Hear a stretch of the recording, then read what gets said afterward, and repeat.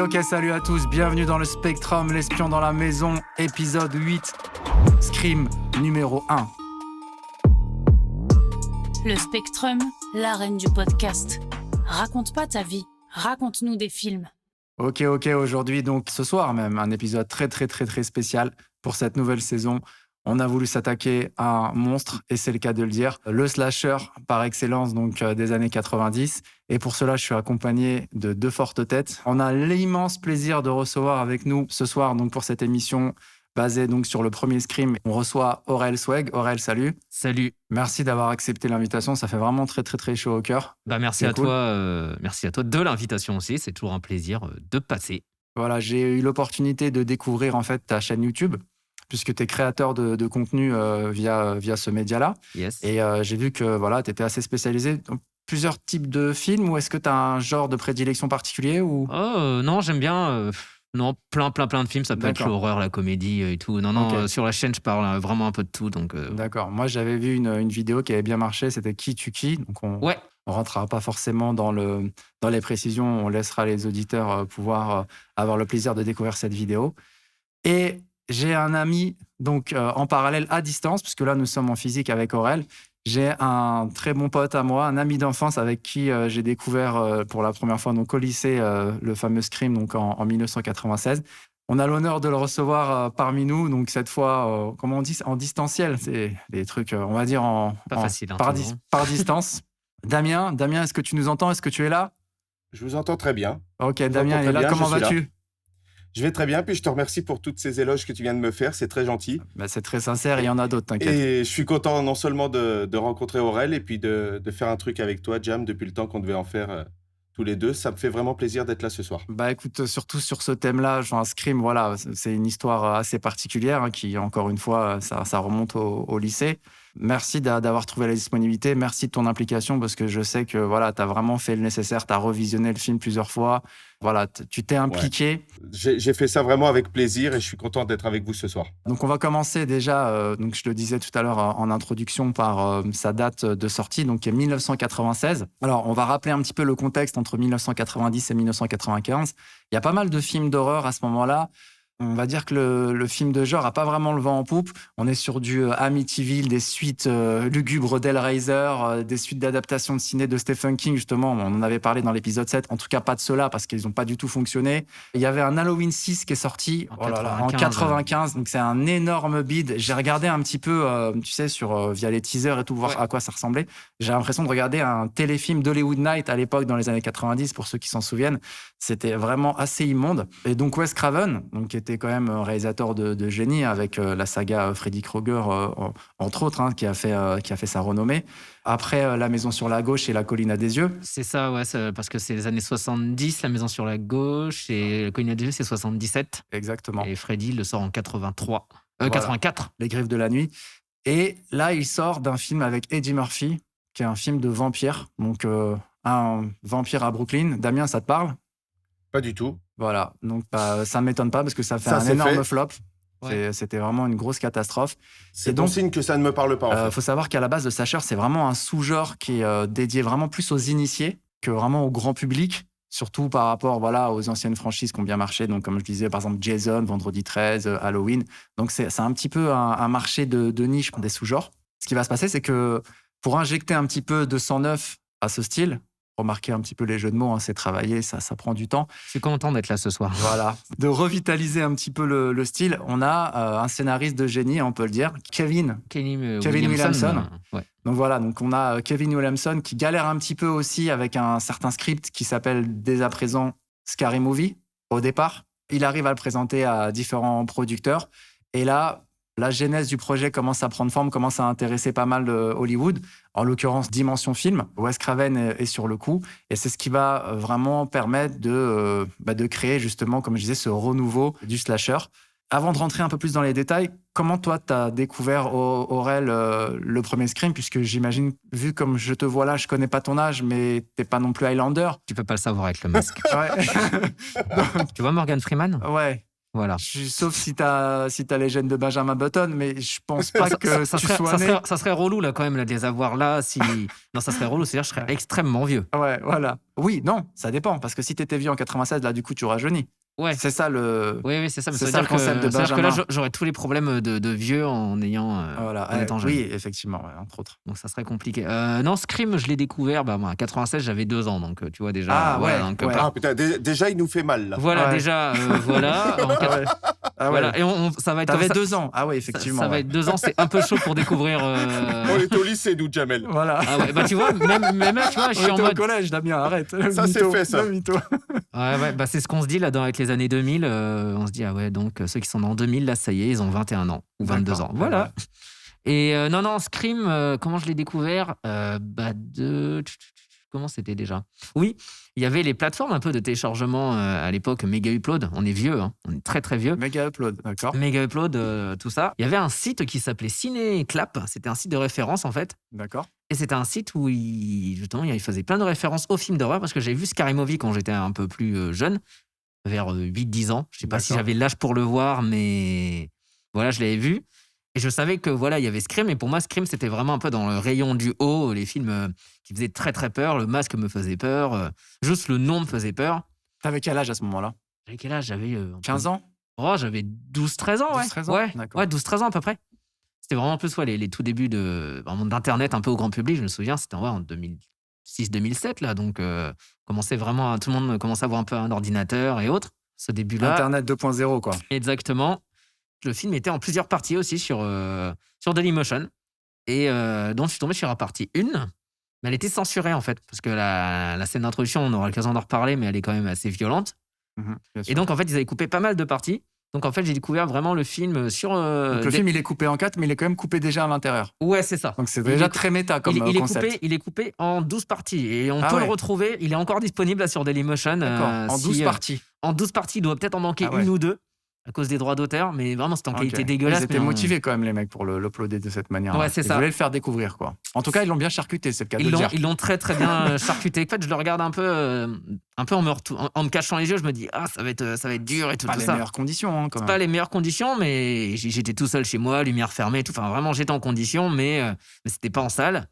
Et voilà, je découvre le film. Et je suis ouais. Et je comprends toutes les références aussi qu'il y avait dans ce film parce que justement, il fait beaucoup de références à Halloween, de Tout à fait. Carpenter. On va en parler, ouais. Qu'on en parlera, plein de références à Psychose et tout ça. Et justement, c'était cool. Je voyais le film. Et après, j'allais sur le site Cinéclap et je regardais un peu les références. Mais Cinéclap m'avait déjà, dans tous les cas, spoilé ce qui se passe dans le film, qui est le tueur et autres. Mais ça, je m'en fichais. À l'époque, je m'en fichais. Je voulais juste voir comment ça se passait. Là, aujourd'hui, j'aurais vu ça. Je crois que j'aurais envie de mourir.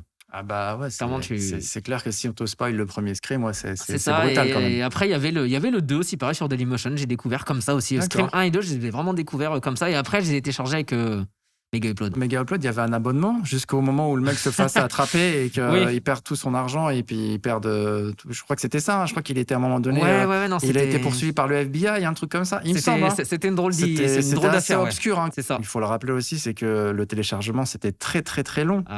C'était très très long. Hein, Il y avait quelques ça. kilo-octets à cette époque-là. Ouais, et puis en plus, il y avait Mega Upload et LimeWire aussi. Je sais pas si t'as connu. Oui, la moyenne, Bien ouais, c'est sûr. un espèce de logo vert, un truc Ouais, comme ça. c'était avec le logo des vert, le trucs. pamplemousse Ouais, vert. ouais. Nous, on avait connu Émule. Je sais pas Émule, si bien ça te sûr, parle. oui. Émule et. Par il y contre, avait, c'était pas toujours les films qu'on voulait.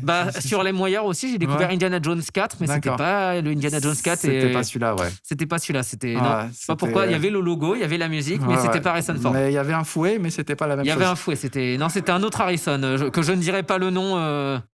Voilà. Mais non, Scream, j'ai découvert voilà comme ça et c'était une petite claque quand même parce que même si j'avais vu Malgré Scary dans Movie, ces conditions-là, c'est ouf. bah, hein, je connaissais. d'accord. Ouais, c'est ça. Pourtant, j'avais vu Scary Movie, j'avais La vu tout magie a ça, fonctionné, quoi. mais ça a marché parce que quand t'as 12-13 ans, je pense début année 2000, enfin fin année 2000 plutôt, Mhm. je pense que tu t'en fiches par rapport même à aujourd'hui. D'accord. Je pense non, c'est pas du tout les mêmes conditions parce qu'en plus, fallait un peu te cacher, hein, j'ai l'impression, pour voir un peu ces films parce qu'en plus, il était un tas de moins de 16 ans. Ouais. Donc, t'as un peu le truc en mode si je me fais choper, je suis mort. Oui, il y a ce côté aussi adrénaline, un petit C'est peu ça, de la adrénaline. transgression de regarder un Je crois que film. c'est un des premiers films que j'ai vu vraiment interdit aux moins de 16 ans à cette époque-là. Mais après, voilà. PG-16, je crois que c'est ça. C'est comme ça. Ouais, qu'on c'est dit. ça, ouais. Et Ouais. après, après, c'était un peu la période avec les Freddy contre Jason qui était moins de 16, mais là, Ouais. c'était du fun. Donc, c'était pas pareil. Scream, il y C'est avait sûr. un côté. gore un peu, mais un peu sérieux et très drôle. Voilà. C'est ça qui est. C'est ce mélange-là. On va en parler aussi au Ouais. niveau des ingrédients qui ont fait le succès du film. Et toi, Damien, il me semble que toi, tu n'avais pas eu ce problème-là d'interdiction de moins de 16 ans, j'ai l'impression. Pas vraiment, Quand non. tu l'as découvert. Non, déjà, je pense que je l'ai découvert à une époque où il y avait ni troll, ni spoil et compagnie. Ça, c'est la chance. Moi, je l'ai connu tout bêtement à l'époque de Canal+, si tu veux. D'accord. Donc, quand il est passé sur Canal+, ça faisait peut-être 1 an, je pense, qu'il était sorti en France. Ok. J'ai dû le connaître en 98, par là, une bonne année, hein, en tout cas. Et je sais que je l'ai regardé un soir comme ça, où il était passé donc sur Canal, Découverte spontanée, Ok. quoi. Ah ouais. c'est-à-dire sans programme, sans rien. Ok. Et pareil, j'ai été assez vite fasciné, notamment par la scène d'ouverture, je pense, dont on va parler plus Oui, bien tard, sûr. par le film en lui-même, et par tout ce qui a fait le film, et surtout par la fin. Et le film m'a plu, et de ce fait de l'avoir vu vraiment comme ça, ça a joué vraiment dans la surprise, dans le fait, dans la découverte et dans l'appréciation que j'ai eue de ce film. En gros, tu étais dans ton canapé et tout d'un coup, tu étais en train de zapper. Et là, tu tombes sur la scène d'ouverture, c'est ça? Je me souviens d'être tombé sur la scène d'ouverture. Donc, du coup, effectivement, tu te laisses aller, tu te prends au film et tu le regardes d'une traite. Et j'ai été agréablement surpris parce que c'est quasiment le film d'horreur d'horreur entre guillemets, qui m'a vraiment accroché à ce point-là, ouais, D'accord. à l'époque. En guise de transition, c'est que c'est vrai que peut-être qu'Aurel, toi, tu t'en rends pas forcément compte parce qu'effectivement, tu étais très jeune.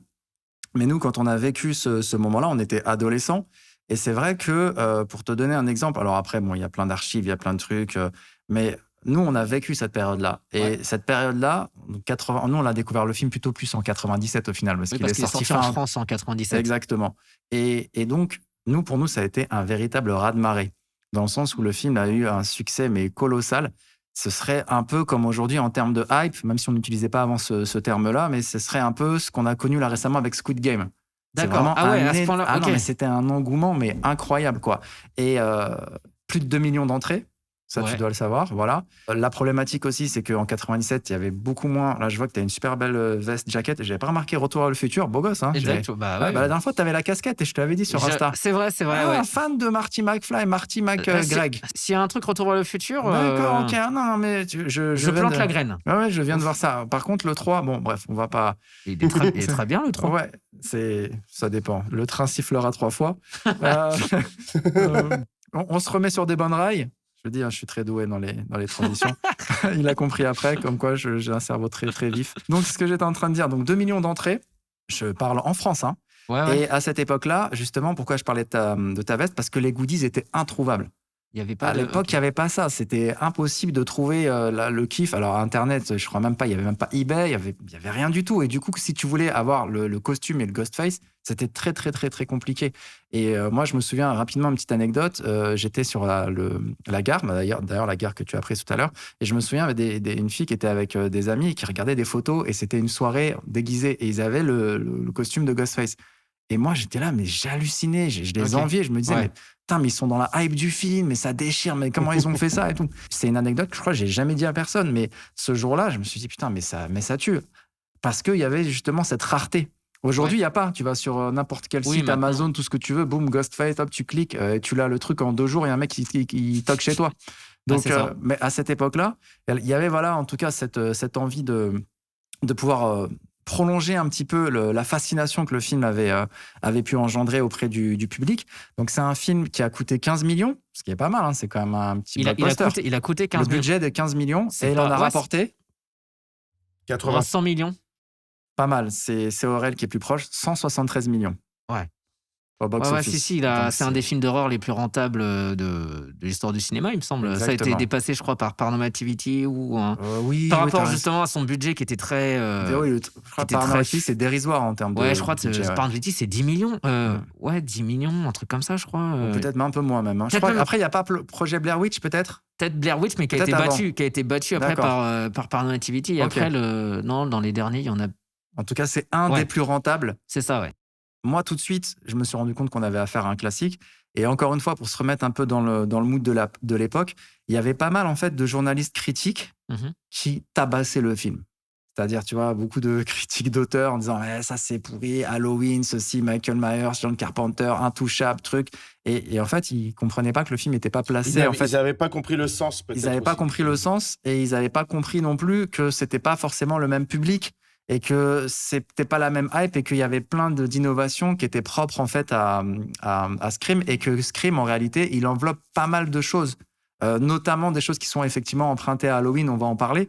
Mais et moi je me souviens très bien, j'arrive vraiment à me remettre un peu dans cette époque-là, c'est que je me disais 15-20 ans le film il va avoir vraiment un statut de film, voilà, de film où tu pourras vraiment avoir cette reconnaissance-là, où tu vois un classique, en fait, il aura le statut de film classique. Ouais. Et là, aujourd'hui, on y a plus de 20 ans. Et effectivement, la plupart du temps, même si beaucoup, en fait, d'anciens te citent toujours un peu les mêmes, en l'occurrence L'Exorciste de Friedkin, et parce que c'est vrai que c'est un classique, mais avant, c'est-à-dire maintenant, quand quelqu'un va te dire Scream 1, c'est un classique, c'est pas un scandale. À l'époque, Ouais. encore une fois, chez les critiques, c'était non, Christine Carpenter, Exorcist, ceci, cela, Halloween. Mais tu disais Scream, tu disais, mais toi, parce que c'était nouveau. En Ouais. fait, il faut toujours un petit temps. Tu vois ce que je veux dire? Il faut toujours une période en fait de digestion pour qu'enfin les gens disent il y avait quand même de la qualité. Hein. Bah, surtout Et- que c'est vraiment plus un Scream, c'est vraiment un miroir d'Halloween. Donc c'est vrai qu'après, les gens à l'époque, oui, le voyaient, je pense, l'avaient pas vu. Après, ça sera peut-être le cas avec quelques films qui sont sortis là d'horreur. Je pense à Halloween Kills, par exemple, qui s'est fait dézinguer. Ouais, Moi, que j'ai beaucoup apprécié. d'accord. Je pense que peut-être C'est il va. Peut-être que plus tard, justement, dire ah non, finalement, il était pas si mal que ça. Je comprends que les gens aient pu le détester. Après, forcément, on va le comparer à Carpenter, vu que c'est vraiment la suite. Bien sûr. Donc Ouais. voilà, ça joue. Mais moi, tiens, j'avais une question, justement. Vous l'avez vu en salle à l'époque? Ah, non, lui, il t'a dit qu'il l'a vu sur Canal+. Et personnellement, c'est mon regret d'ailleurs. Mais toi, tu l'as vu en salle ou pas? Ah non, moi j'étais trop jeune. Trop jeune? Non, moi Ok, je l'ai d'accord. vu sur une sombre VHS. Ah, d'accord, ok. Je pensais que tu l'avais vu en diffusion aussi, Jeff. Ah, Si tu l'avais non, vu, non, si tu l'avais non. vu en salle, j'aurais été en mode ok, enfin. Ça, c'est un de mes regrets là pour l'avoir revu tout à l'heure. Ça, c'est le film que j'aurais vraiment voulu découvrir en salle, justement. Ça, c'est un Ouais. regret que j'ai parce que c'est vraiment la sensation qui me manque par rapport à ce D'ailleurs, film. est-ce que tu peux rapidement nous le pitcher, le premier, ou est-ce que tu veux que... Oh là, gros piège là. Oh! Ah non, si, c'est faisable. En gros, tu veux que je te raconte tout le film ou juste. Non, juste le synopsis en fait. Ah bah de quoi ça parle? c'est l'histoire de Sidney Prescott, qui est lycéenne, qui a vécu un drame dans sa famille. Sa mère a été assassinée. Et un an après, il y a un tueur masqué qui s'en prend à elle. Et elle va essayer avec ses amis, on peut dire ça, oui. C'est un bande de potes, ouais. Sa bande de potes, ouais, déjà de deviner qui se cache sous le masque du tueur. Et à côté de ça, il y a l'enquête policière aussi qui va essayer de suivre cette affaire. Et de déterminer donc... Voilà, qui tue qui. Voilà, c'est le cas de le dire. Pas mal la Voilà. publicité qui... hop, On n'est pas sponsorisé, voilà. mais c'est beau. C'est pas mal, c'était bien envoyé. On va parler de la galerie des personnages avec une véritable profondeur psychologique, une véritable trajectoire aussi émotionnelle pour rentrer un peu dans les termes un peu de scénario.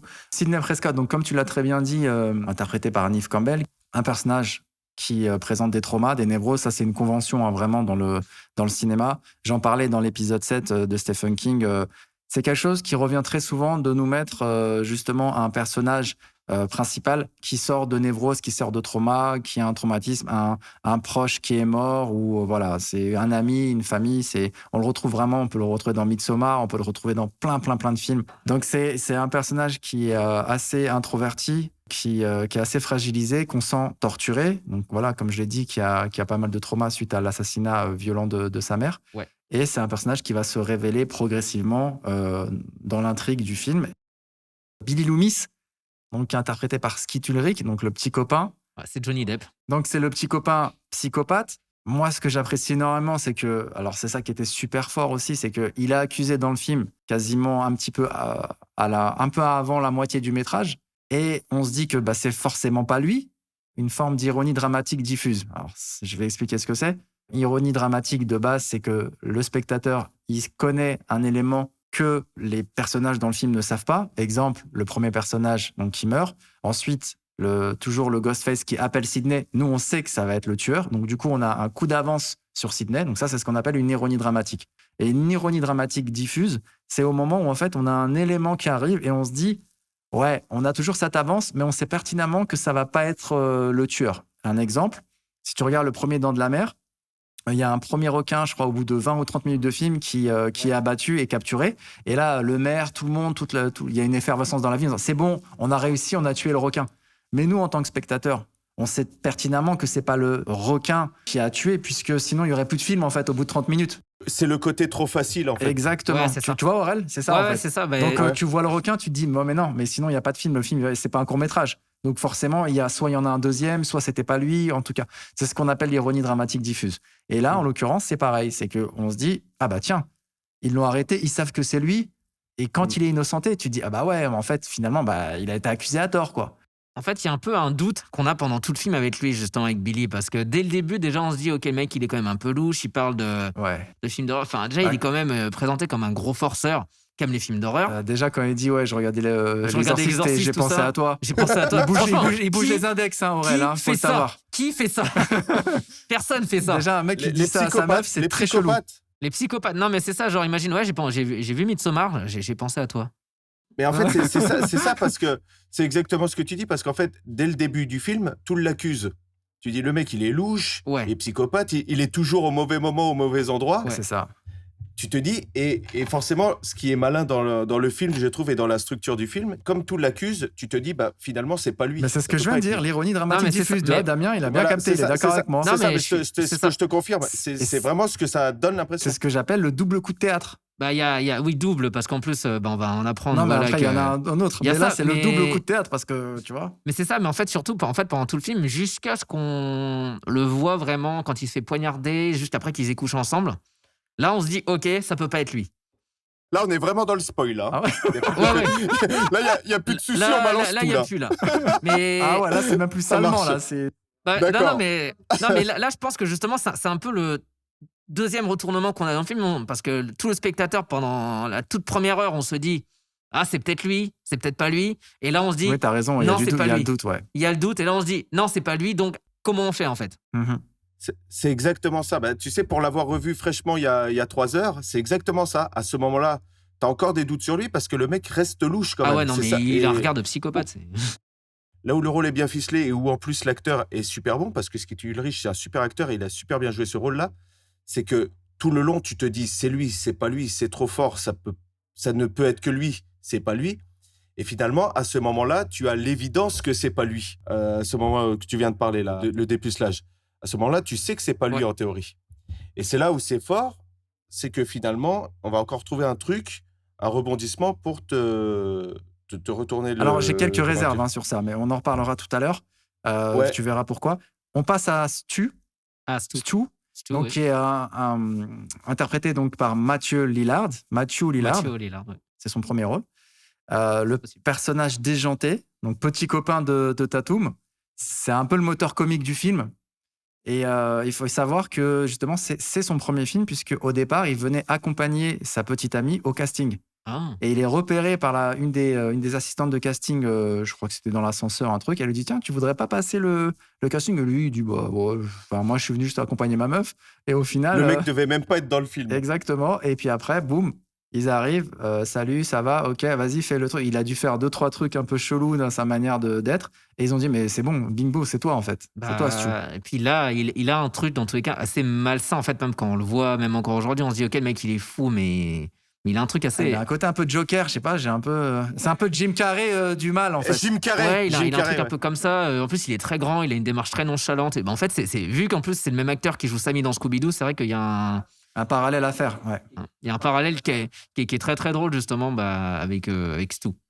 Et lui, un peu à l'image de Billy Loomis qui fait ressortir son côté psychopathe trop évident, lui c'est pareil, tu te dis, il est trop fou pour être impliqué, pour que ce soit lui. Parce que quand il discute au bord de la fontaine, il y a Tatum qui dit non, moi j'étais avec lui, c'est impossible. On se dit ah ok. Et lui, il est innocenté de base. Il est innocenté. C'est en ça que le truc est vraiment bien tourné. Il a un vrai mobile quoi. Ouais. Non mais il y a. On va en parler de ça aussi dans les ingrédients qui ont fait le succès. Passe rapidement à Randy. Randy, le best, c'est mon gars sûr. Ah voilà. Indispensable. Jamie Kennedy, le cinéphile de la bande. Aujourd'hui, on dirait le geek, on est d'accord? Ouais. Clairement, ouais. Aujourd'hui, ouais, c'est ça. C'était un peu les mecs chelous, peut-être. Enfin, en tout cas, l'image qu'ils avaient un peu des geeks. C'est le mec qui te pourrit un film quand tu le regardes avec lui. Mais pourtant, je pense qu'aujourd'hui, Randy, on a créé un personnage comme ça. C'est un personnage que le spectateur pourrait tout de suite s'identifier. Tandis que je pense qu'à l'époque, vu que c'était un peu le slasher, c'était un peu un cinéma qui n'était pas forcément grand public ou autre, bah Randy, c'était ce personnage-là qui avait vu tous les films, qui en fait, c'est le spectateur qui va voir Scream, mais qui connaît tous les films en fait. On connaît tous un Randy, en fait, quelque On part. a tous un Randy, on a tous besoin d'un Randy. En vrai. C'est ça, ouais. C'est ça. C'est Et exactement ça. c'est aussi le lanceur d'alerte. Ouais. C'est le maître du méta, puisque c'est lui un petit peu qui va ériger les différents codes et qui va parler à chaque fois en disant voilà, attention, il faut suivre telle règle, scrupuleusement tel code. Donc c'est vraiment voilà, le maître du méta. C'est lui qui nous rappelle que c'est un film un peu dans un film. C'est sur lui que Craven s'appuie clairement, en plus, pour faire partir le bon nombre de ses références dans le film. en plus. Bah, il connaît toutes les ficelles. Il connaît toutes les Tout ficelles. part de lui, quasiment, ouais. Toutes les références, quasiment, des autres films viennent de lui, la majorité. S'il connaît aussi bien sur le bout des doigts tous ces classiques, c'est parce qu'il travaille dans un vidéoclub. A.K.A. le rêve qu'on avait, nous, à l'époque, travailler à Vidéo Futur, moi, c'était mon rêve ultime, tu vois. Tu l'as jamais fait? Acteur porno, moi. Non. Acteur porno, mais Bon, ça, on va le cuter. Mais c'est pas grave, ça fait c'était rire. dans un autre rayon. C'est pour vous. Ah ouais, t'as pas connu les Ah, vidéoclubs. bien sûr que si, j'ai connu. Ah, pardon. Ah, quand même. Ok. Mais ouf. Quand même. Non, mais. J'ai eu peur. Non, mais je suis pas né en 2007, hein, ça va. Non, Non, mais sérieusement, ça a pris fin quand, ça? En les vidéoclub, vidéoclubs moi, 2002, 2003. Hein. moi, 2005, moi, j'ai 2005. des souvenirs en. Ah, quand même, ça a poussé jusqu'à... Et encore, il y en a encore qui existent là, encore sur Paris. Des vidéoclubs. Ah Hein. On peut encore louer, bien sûr, on peut encore louer Ouais, des. c'est assez rare hein, quand même. Il y en a peut-être C'est encore. plus la même fréquentation Non, c'est aussi, plus du tout la même fréquentation. En fait, Ouais, depuis ouais. les plateformes de streaming, mais si, ça existe encore. Moi, j'ai quelques souvenirs quand même de films loués quand j'étais plus petit, bien sûr. Donc, voilà, donc c'est un personnage assez attachant. Vraiment, c'est même très attachant. Indispensable. Indispensable, c'est sur lequel tout cinéphile aguerri va pouvoir projeter son empathie. Et c'est également un personnage qui est intéressant dans le sens où il a un petit kiff caché sur Sydney. Ouais. Donc ça l'arrange bien aussi d'accuser Billy. Ouais. Attends, alors c'est quand même le con parce que tu vois quand même Jamie Kennedy et tu vois ce qui tue le riche. Et à un moment dans le film, j'ai revu ça tout à l'heure, il le traite quand même de face de rat à un moment. Ouais, En parlant de Billy Loomis. Ouais. Non, mais tu sens qu'il a quand même une. Tu sens qu'il a une haine Voilà, tu sens qu'il- envers le mec qui est avec la fille que Mais ça, tu on l'a convoites. tous eu, ça, ou en tout cas, on l'a Ça, vécu. c'est évidemment. l'histoire de ma vie. Hein. C'est l'histoire de ma vie. Si tu savais toutes les nanas que j'ai piquées à Jamel, tu co- Donc, tu tu es un peu comprendrais. son Skitty Drake et tu es son Randy, c'est ça? Voilà, il a gardé et en plus, il est allé chez le coiffeur tout à l'heure. Donc, tu vois, il est en plein dans le truc. On continue. Bah, on passe à Tatum. Tatum, oui. Alors, Tatum, incarné par Rose McGowan, que tout le monde connaît via la série Charmed. Donc là, c'est la petite sœur de Dewey.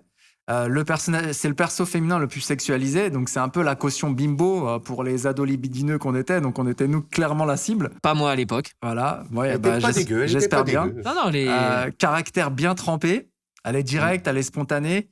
Et c'est aussi, je trouve, celle qui se rapprochait plus, alors vous allez me dire ce que vous en pensez, mais c'est elle qui, pour moi, se rapprochait plus de la fulgurance vraiment d'une lycéenne de l'époque, par rapport à son côté, tu sais, très Ouais. tac au tac. Parce que les autres, ils ont un discours très posé, très léché. Bah, après, ça, c'est le style de scénariste Kevin Williamson, où tu as un peu l'impression, des fois, ils parlent comme des philosophes ou des Ils médecins. parlent comme des adultes, mais à Comme 16 ans, des adultes à tu 16 parles pas ans, comme voilà. ça à 16 ans. Voilà, comme dans la série Dawson, un peu, tu vois. Ah ouais, bah, en même temps, à Dawson, ils ont 30 ans aussi. Donc.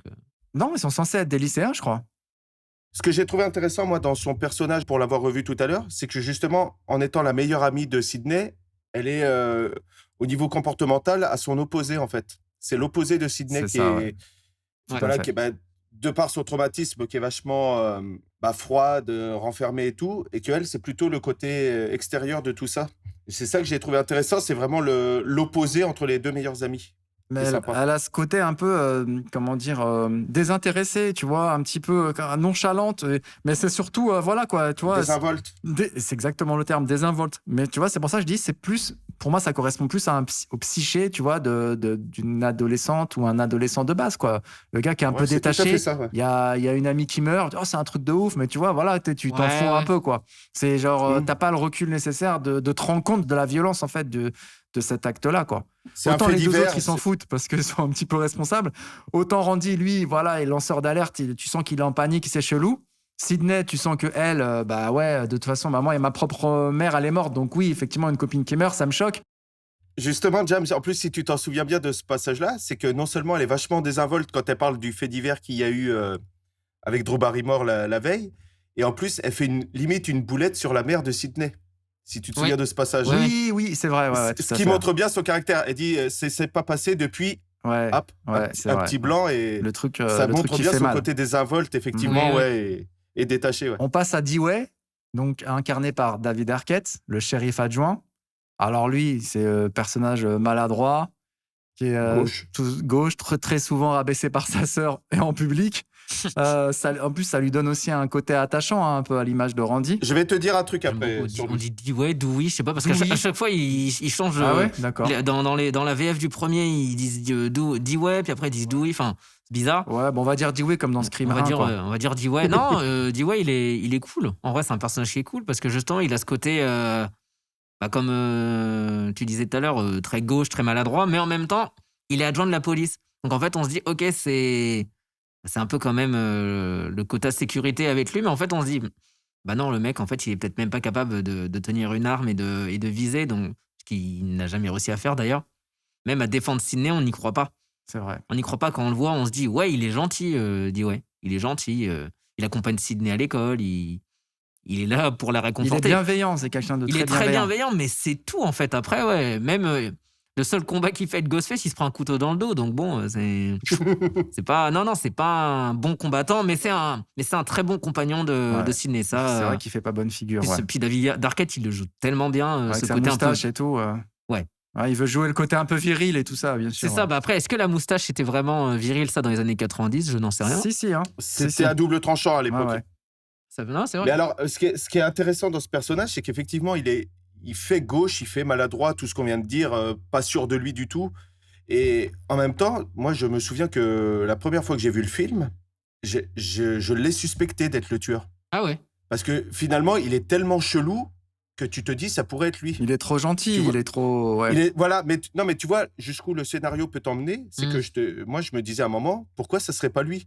Oui, c'est vrai. Parce qu'il y Ça a a du sens, hein. Ouais. Non, mais de toute façon, il y a une scène à un moment, si tu te souviens, où Sydney est chez Tatum pour justement après son agression et tout, pour se remettre de son agression, que le tueur l'appelle alors que Billy Loomis est en garde à vue, donc ce qui disculpabilise complètement Billy Loomis. Et tu as Dwight qui arrive, Dewey, qui arrive juste après. Et moi, je l'ai toujours trouvé chelou à ce moment-là. Et tout au long du film, si tu le revois même aujourd'hui, il a un comportement chelou qui, même caché sous son côté maladroit et gauche, peut paraître suspect, je trouve. D'accord. Et c'est ça qui est intéressant dans ce personnage, ouais. Ça, moi, je l'ai jamais suspecté. Hein. Je sais pas pour toi, Aurel, mais c'est intéressant d'avoir ce retour-là, en tout cas. Moi, c'est un mec que j'aurais pu dire finalement, ça pourrait être lui, sous son côté gauche, qui se fait passer pour ce qu'il n'est pas, c'est-à-dire le tueur. Je sais pas. Après, c'est vrai que la première fois où le Sydney se fait attaquer par le tueur, quand on voit Dewey, on dit ouais, c'est lui qui a le masque du tueur dans la main. Ah oui, alors déjà, entre parenthèses. Mais dans quel contexte aussi? Dans quel contexte? Mais voilà, enfin.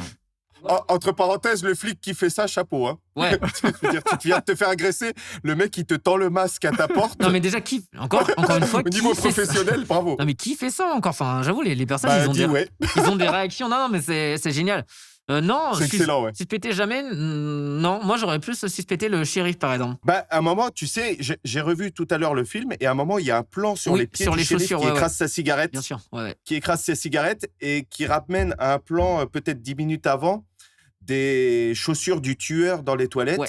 Quand Sydney le voit dans les toilettes et que sa cape descend, et qui te ramène un peu à ce plan-là et qui te dit « Et pourquoi le shérif serait pas non plus le tueur ?» Moi, au premier visionnage du film, je pensais que c'était le shérif. D'accord. Par rapport Ouais, à l'élément que tu tu viens de me dire. l'avais dit, je me l'avais souviens, ouais. remarqué la première fois parce que j'étais concentré. Je me dis, il faut que je trouve.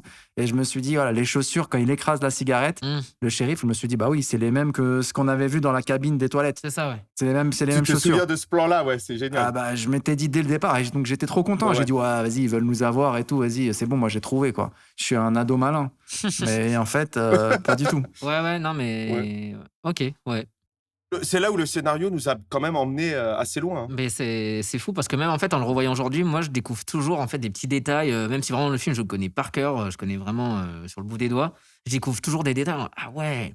Genre la scène d'intro, vraiment, on pourrait vraiment passer tout le podcast juste à parler de la scène d'intro. Ouais. Vraiment, c'est. Voilà, on va juste passer sur le personnage de la journaliste. Ah, Gail. Donc, Gail, Courtney Cox, qui était aussi connue, donc là, elle, dans la série Friends. Ouais. J'ai jamais vu aucun épisode, donc C'est je vrai pourrais pas vous en parler. Ouais. Ah ouais, c'est Non. vraiment un truc qui m'a jamais parlé. Ouais. C'est toi qui n'as jamais regardé Friends? Ah non, j'ai jamais regardé Friends, ouais, jamais. Parce que je sais pas, quand je voyais des trentenaires comme ça, quand j'étais lycéen et tout, ça m'intéressait pas du tout, quoi. Je m'identifiais pas du tout à eux, des espèces de trentenaires D'accord. new-yorkais dans des baraques avec Ça se avec tient, un ça se tient, humour ça se tient. truc. Ouais, ça Enfin, se voilà, tient. je m'identifiais pas. Avec les rires enregistrés. Avec les hein, rires ça joue enregistrés, toujours. Ok, ouais. un jeune rebeu de quartier, tu vois, qui a 17-18 ans, il va pas, tu vois, il y a personne en fait. Ok, ouais. Même, Bah, et même, c'est- et même ça, plus ça tard. m'appartient, hein, tu vois, Et c'est même ma plus tard- sensibilité, quoi. Même plus tard, tu t'es jamais dit, bon, à un moment donné, il faudrait peut-être. Franchement, ça m'a jamais D'accord. parlé. Je sais pas, les personnages, les trucs, vraiment, ça m'a rien. Je sais que pour bon nombre de gens, Ah oui. il y a une grosse J'ai nostalgie. jamais accroché. Hein. Perso, Voilà. j'ai jamais Bah, accroché Damien, non ça plus. me surprend pas, tu vois, finalement. Bah, tu vois, alors, Non, et en ouais. plus, c'est même pas pour les mêmes raisons. Donc, en tout cas, voilà, moi, c'est un show qui m'a jamais accroché. Donc, j'en reviens rapidement. Donc, là, journaliste arriviste. Ouais. Ça, on peut le dire, c'est la base. Ah bah oui. C'est quand même la base du fondement de sa caractérisation. Elle est détestable. Elle est sans cesse à la recherche du scoop. Je crois que ça se disait à l'époque, scoop, c'est un peu le buzz aujourd'hui, quoi. C'est un peu l'ancêtre du mot buzz, le scoop. Moi, je connais, je te Voilà. rassure. T'as déjà entendu ce mot, scoop? Oui, bien sûr. Oui, oui. Voilà. Ah, mais vous inquiétez pas, je suis vraiment pas perdu. J'ai vécu dans les années 90. Vous inquiétez pas. Voilà. C'est toi qui nous perds des fois. Hein, tu sais. Vous inquiétez pas. Elle s'intéresse à Dewey, mais en réalité, à la base, c'est que pour lui soutirer Ah bah des oui. infos. Ça intéresse pas. Voilà, oui. parce qu'elle a capté direct, en fait, qu'il était assez candide, tu vois, il y avait un petit côté naïf, et donc... et au final, c'est quand même le personnage qui a peut-être la meilleure progression à travers l'ensemble donc des suites. Même sur le premier en lui-même, elle a une belle Elle progression. a une belle progression, ouais. Après, c'est un peu le perso qu'on aime bien détester.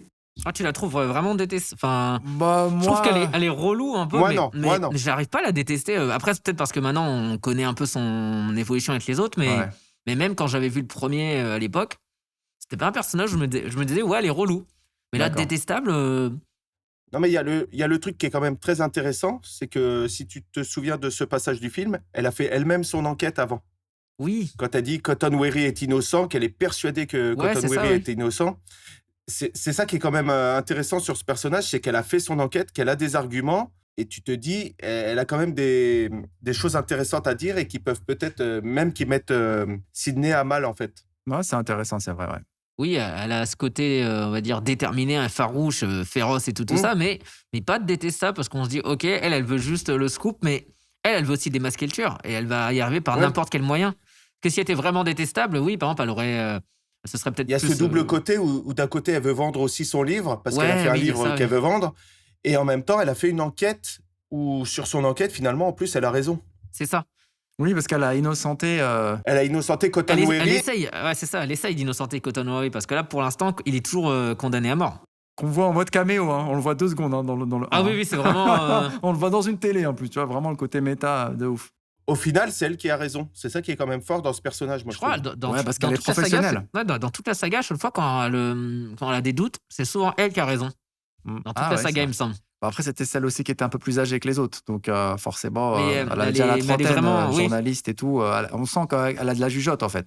Et Mais, les autres, ouais. ils sont un peu... voilà, Elle est ils- vraiment méconnaissable, Courtney Cox. Quand tu regardes Friends ou même d'autres, enfin surtout Friends, tu la vois là-dedans et tu fais ah d'accord, donc ça c'est Gale Weather. Ah. Et je la connais plus en vrai pour Gale Weather que Friends. Donc, il y a une vraie performance Moi aussi. d'acting, Ah en oui. fait. Ah oui, Ok. oui, non, Moi, vraiment. je peux pas avoir ce rôle parce que Non, j'ai non, jamais regardé. dans donc je sais Friends, pas. elle joue un rôle dans un registre totalement différent. Ok. Dans Friends, elle joue Donc, c'est une vraie... elle est plus timide, elle est très drôle. Elle est très très drôle dans Friends, mais ça n'a rien à voir avec. D'accord. Un vrai rôle de composition, du coup. Ouais, je crois que c'est même elle aussi qui a choisi un peu ses costumes, il me semble. D'accord. On va continuer. Si vous avez rien d'autre à dire sur Courtney Cox, enfin en l'occurrence Gale Weathers, on va attaquer un point assez important donc de cet épisode. Pourquoi ça a marché? Quelles ont été les raisons du succès? C'est clairement un film qui est truffé d'innovation et d'inventivité. La première chose, c'est la dimension méta. Ouais. Fan d'horreur qui va s'identifier directement. Le fait aussi qu'on va se moquer des règles pour les règles et les conventions pour mieux les détourner. Toujours cette espèce de mise en abîme, hein, comme un peu le système des poupées russes. En revoyant le film, parce que je l'ai revu là en 4K, j'ai vraiment redécouvert le film en termes d'étalonnage, en termes de détails et tout. J'ai l'impression d'avoir vu un film d'il y a 1 an, quoi. C'est impressionnant. D'accord, donc la Ah, j'ai 4K, vraiment ok. supra kiffé, quoi. C'était vraiment très très belle, un très très beau remastering Ok. du film. Voilà, les couleurs, les détails, les nuances. J'ai redécouvert le film. Et il y a une scène qui m'a particulièrement touché. Sur les suites, le côté méta, il est un peu... tu sais, à un moment donné, t'as l'impression qu'ils veulent vraiment rentrer, tu vois. Enfin, c'est un peu trop. Je trouve que le côté méta est surchargé. Tu vois, à partir du 2, là, ça commence à vraiment... jusqu'à atteindre quelque chose Il de joue vraiment... un peu de ça aussi. Oui, mais Partir après... du 2, il joue de ça. Après, il y a le côté ironique avec The Scream 3, un film Ouais. stable, le tournage et tout. Je trouve qu'à un moment donné, ce côté méta, pour moi, il est, comment dire, il est trop présent, en fait. Il est presque oppressant. À un moment donné, moi, ça me saoule. Et ce que je disais, c'est que sur le 1, il y a une scène qui m'a vraiment touché. En revoyant, c'est la scène, donc juste après, quand ils sont dans la maison à la fin avec Sidney et Billy, où ils discutent, ils échangent, et il lui dit mais j'ai l'impression que tu me suspectes encore. Elle le regarde et elle lui dit non, mais je sais plus ce qu'elle lui répond exactement. Et elle lui dit non, mais c'est bon, t'inquiète, on n'est pas dans un film. Et lui, il la regarde et il dit mais si, on est dans un film. Et tu n'as pas trouvé ton rôle. Mais mec, quand tu revois cette scène, ça te fait chelou. Tu dis putain, mais le mec, il va sortir de ta télé en fait. Ouais, Tu sais, il va jeter un coup d'œil, tu sais, à l'écran. Tu dis, il va faire une espèce d'aparté comme au théâtre. Et là, ça m'a pris. Je me suis dit, ah ouais, mais non, mais les mecs, ils étaient super forts, quoi. Il dit, mais si, on est dans un film.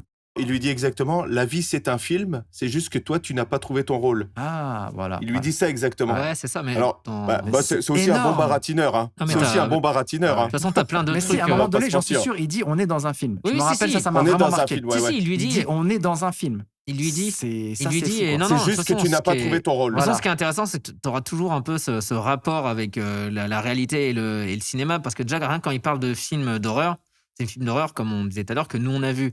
Donc, on connaît. Exactement. Donc, en fait, on ne sait jamais où est la limite, en fait, la frontière. Ouais. la limite, la frontière entre le film et la réalité. Et à chaque fois, tu as toujours... Enfin, après, c'est peut-être des métaphores, mais la scène d'intro, par exemple, au début, tu es au point de vue du tueur. Et après, non, tu es au point de vue de Casey. Et après, non, tu es au point de vue d'un personnage. Et après, ça monte comme ça crescendo.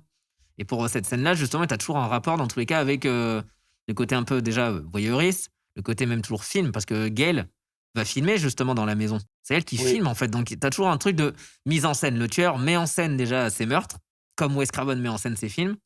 Les personnages se mettent en scène. Gail Weathers, elle joue un rôle pour se mettre en scène. Enfin, voilà, il y a toujours un espèce toujours de truc de fiction. Une boucle, et- en fait, C'est méta, ça. à chaque fois, ouais. Cette réplique-là, en la revoyant avec tout le recul, donc de plus de 20 ans, vraiment en analysant le film, c'était assez perturbant et je trouvais que c'était vraiment une bien sûr. réplique assez géniale, quoi. On peut continuer aussi sur le mélange des genres, puisque là, on a affaire à un film donc, qui est un film d'horreur, mais c'est aussi un teen movie, Ouais.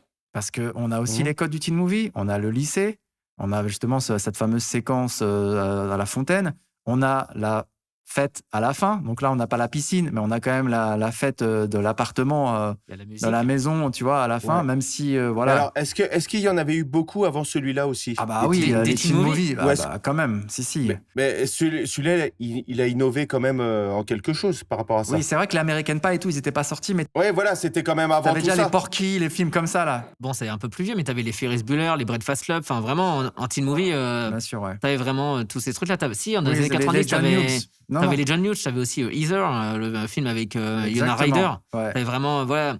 Donc, je pense pas qu'il révolutionne le teen movie. Je pense pas, mais par contre, il peut révolutionner un peu le fait de mettre plein de genres. Mais c'est ça. Dans C'est ces ça films, que je ça, c'est souligne, vrai. c'est le mélange des genres et le whodunit. Alors ça Ouais. aussi, c'est génialissime. Ça, Who Done It, c'est génial, ça. Ça, c'est incroyable.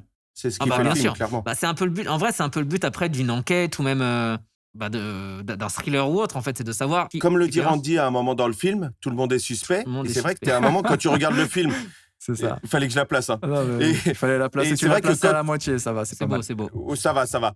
Et c'est vrai que quand tu regardes le film, que tu connaisses le dénouement ou pas, tu en es à soupçonner tout le monde, quasiment tout le monde. C'est ça qui est génial, moi, je trouve, dans le scénario et dans le film en Puis lui-même. on a ce côté fausse piste. On l'a parlé tout à l'heure avec les chaussures. On a parlé avec Ouais. le côté, comme tu disais, un peu maladroit de Dewey. On a le côté... Enfin, vraiment, tout le monde est suspect. Même Randy. Le mec, il est tellement à fond dans les films Bah, c'est qu'il c'est regarde ce que lui que reproche tu te Billy dis, à un moment donné. Ouais. Bah, et en soi, Randy, oui, bien sûr. il connaît forcément toutes les ficelles, il connaît forcément tout ce qu'il faut faire.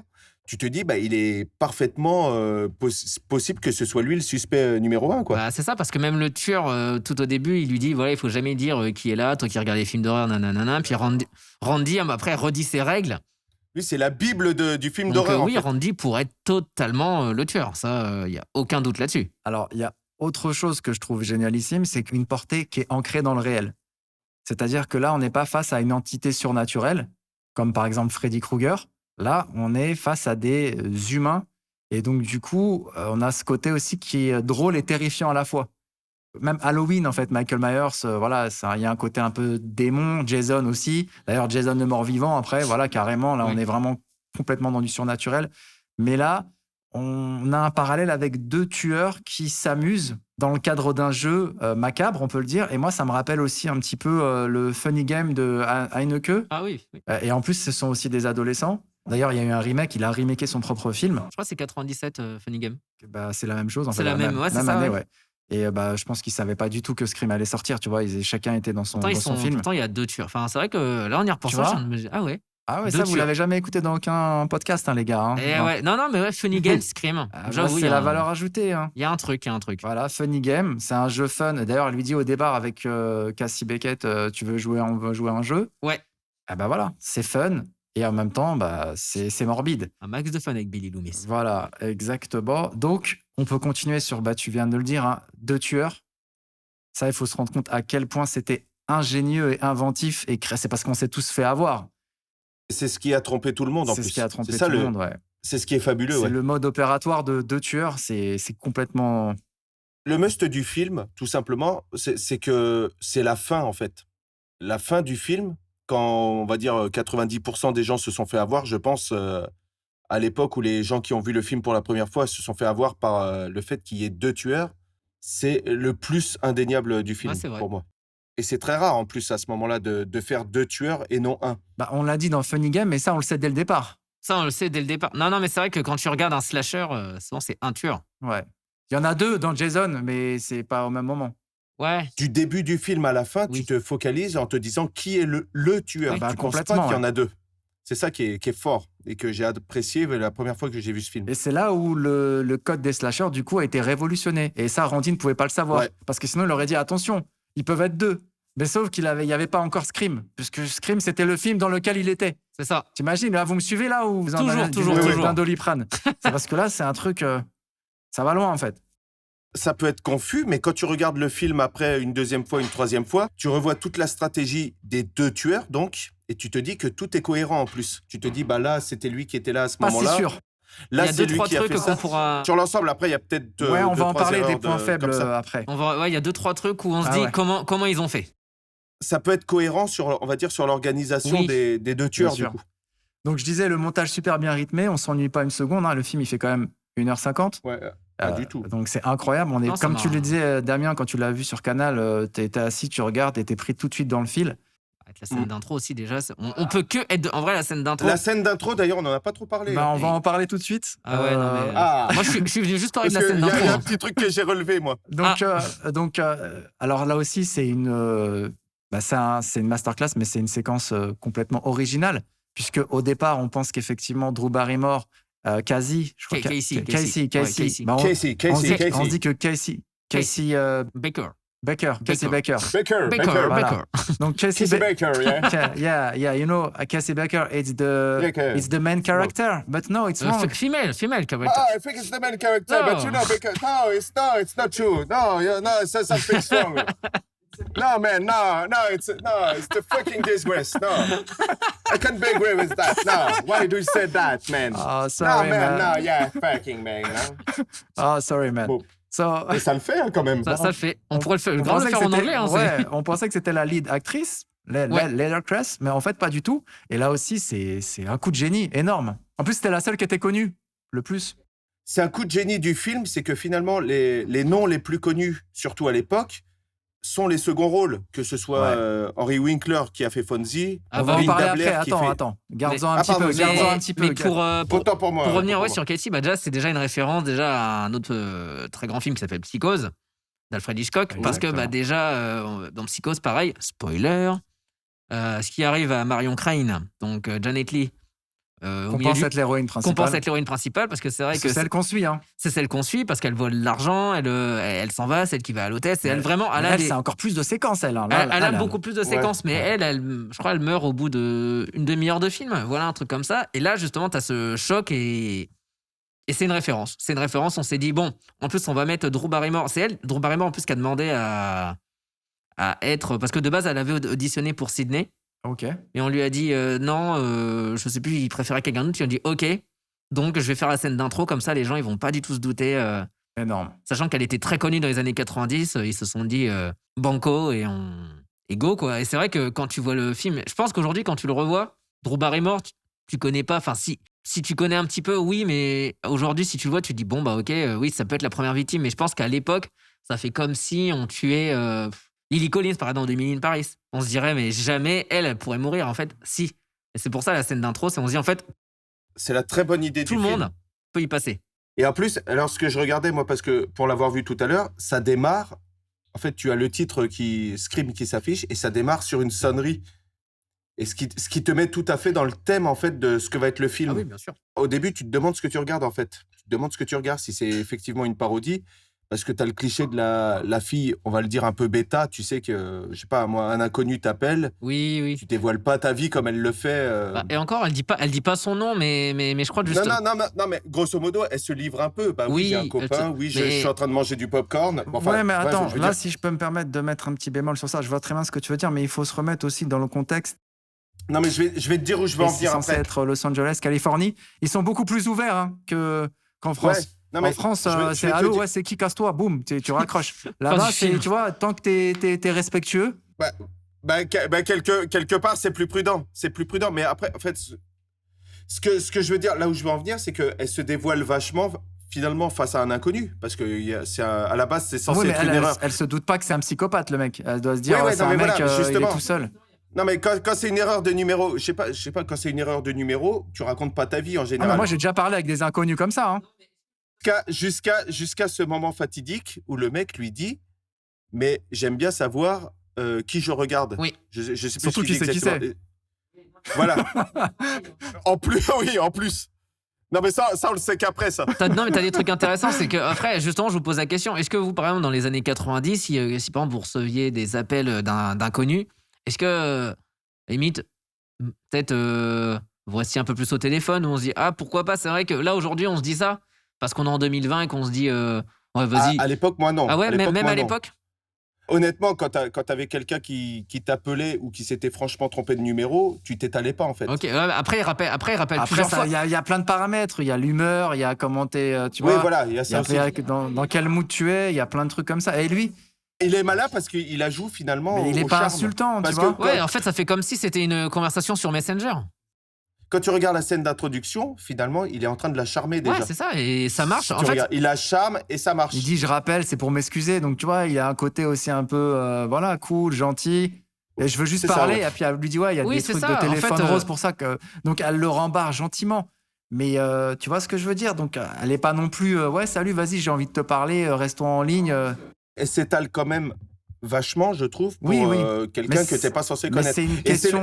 mais après, c'est peut-être C'est une question fait de exprès, mentalité, justement, dans le vraiment. scénario. mentalité, puis même, je pense que voilà, en fait, elle est en mode, bon, bah vas-y, un mec qui m'appelle, dans tous les cas, je suis tranquille, je vais me mater un film. Ah, tu fais quoi? Bah écoute, je pense que c'est exactement une Le conversation. rapport, il est pas le même, en fait. Mais après, ce qui est intéressant quand même dans le fait qu'elle soit justement si naïve ou si ouverte, c'est que ça va plus trancher avec le moment où le mec lui fait comprendre qu'en fait, il la voit. C'est quand même ça Bah, que... elle pense qu'elle est en sécurité. Elle est chez elle. Elle est, tu vois, dans une résidence privée. Et ce fameux moment où il lui dit j'aime bien savoir qui je regarde, je sais plus ce qu'il lui dit exactement. Si, c'est ça.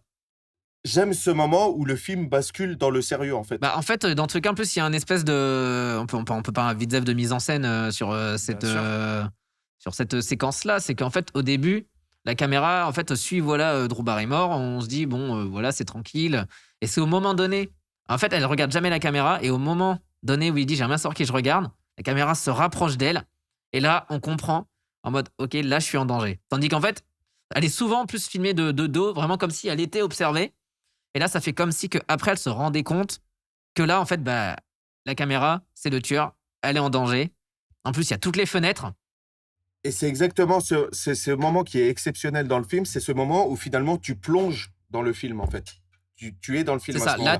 Là, t'es dans un film. C'est parce ce que moment-là qui est déterminant pour moi dans l'introduction. t'as le côté de façon très voyeuriste. Et puis, comme vraiment, à chaque fois, quand je le regarde, comme je disais, je découvre toujours des trucs. Mais je l'ai revu, il y a peut-être un mois. Et vraiment, en fait, la symbolique des fenêtres dans Scream, c'est assez incroyable dans le premier. Ouais, En tout cas, parce qu'au début, tu te dis, bon, allez, elle est un peu en sécurité. Et là, dès qu'il y a une fenêtre de casser, truc comme ça y est, là, c'est fini. Tu plonges dans l'intrigue du film C'est et ça. dans le T'as malaise. aussi des idées de mise en scène qui sont incroyables, ne serait-ce qu'avec le proviseur, donc qui est joué, comme tu disais, par Ah oui, Fonzie. Fonzie, oui. Voilà. J'ai connu, me demandez pas, Voilà, j'ai connu, non, vous inquiétez pas. je n'osais pas.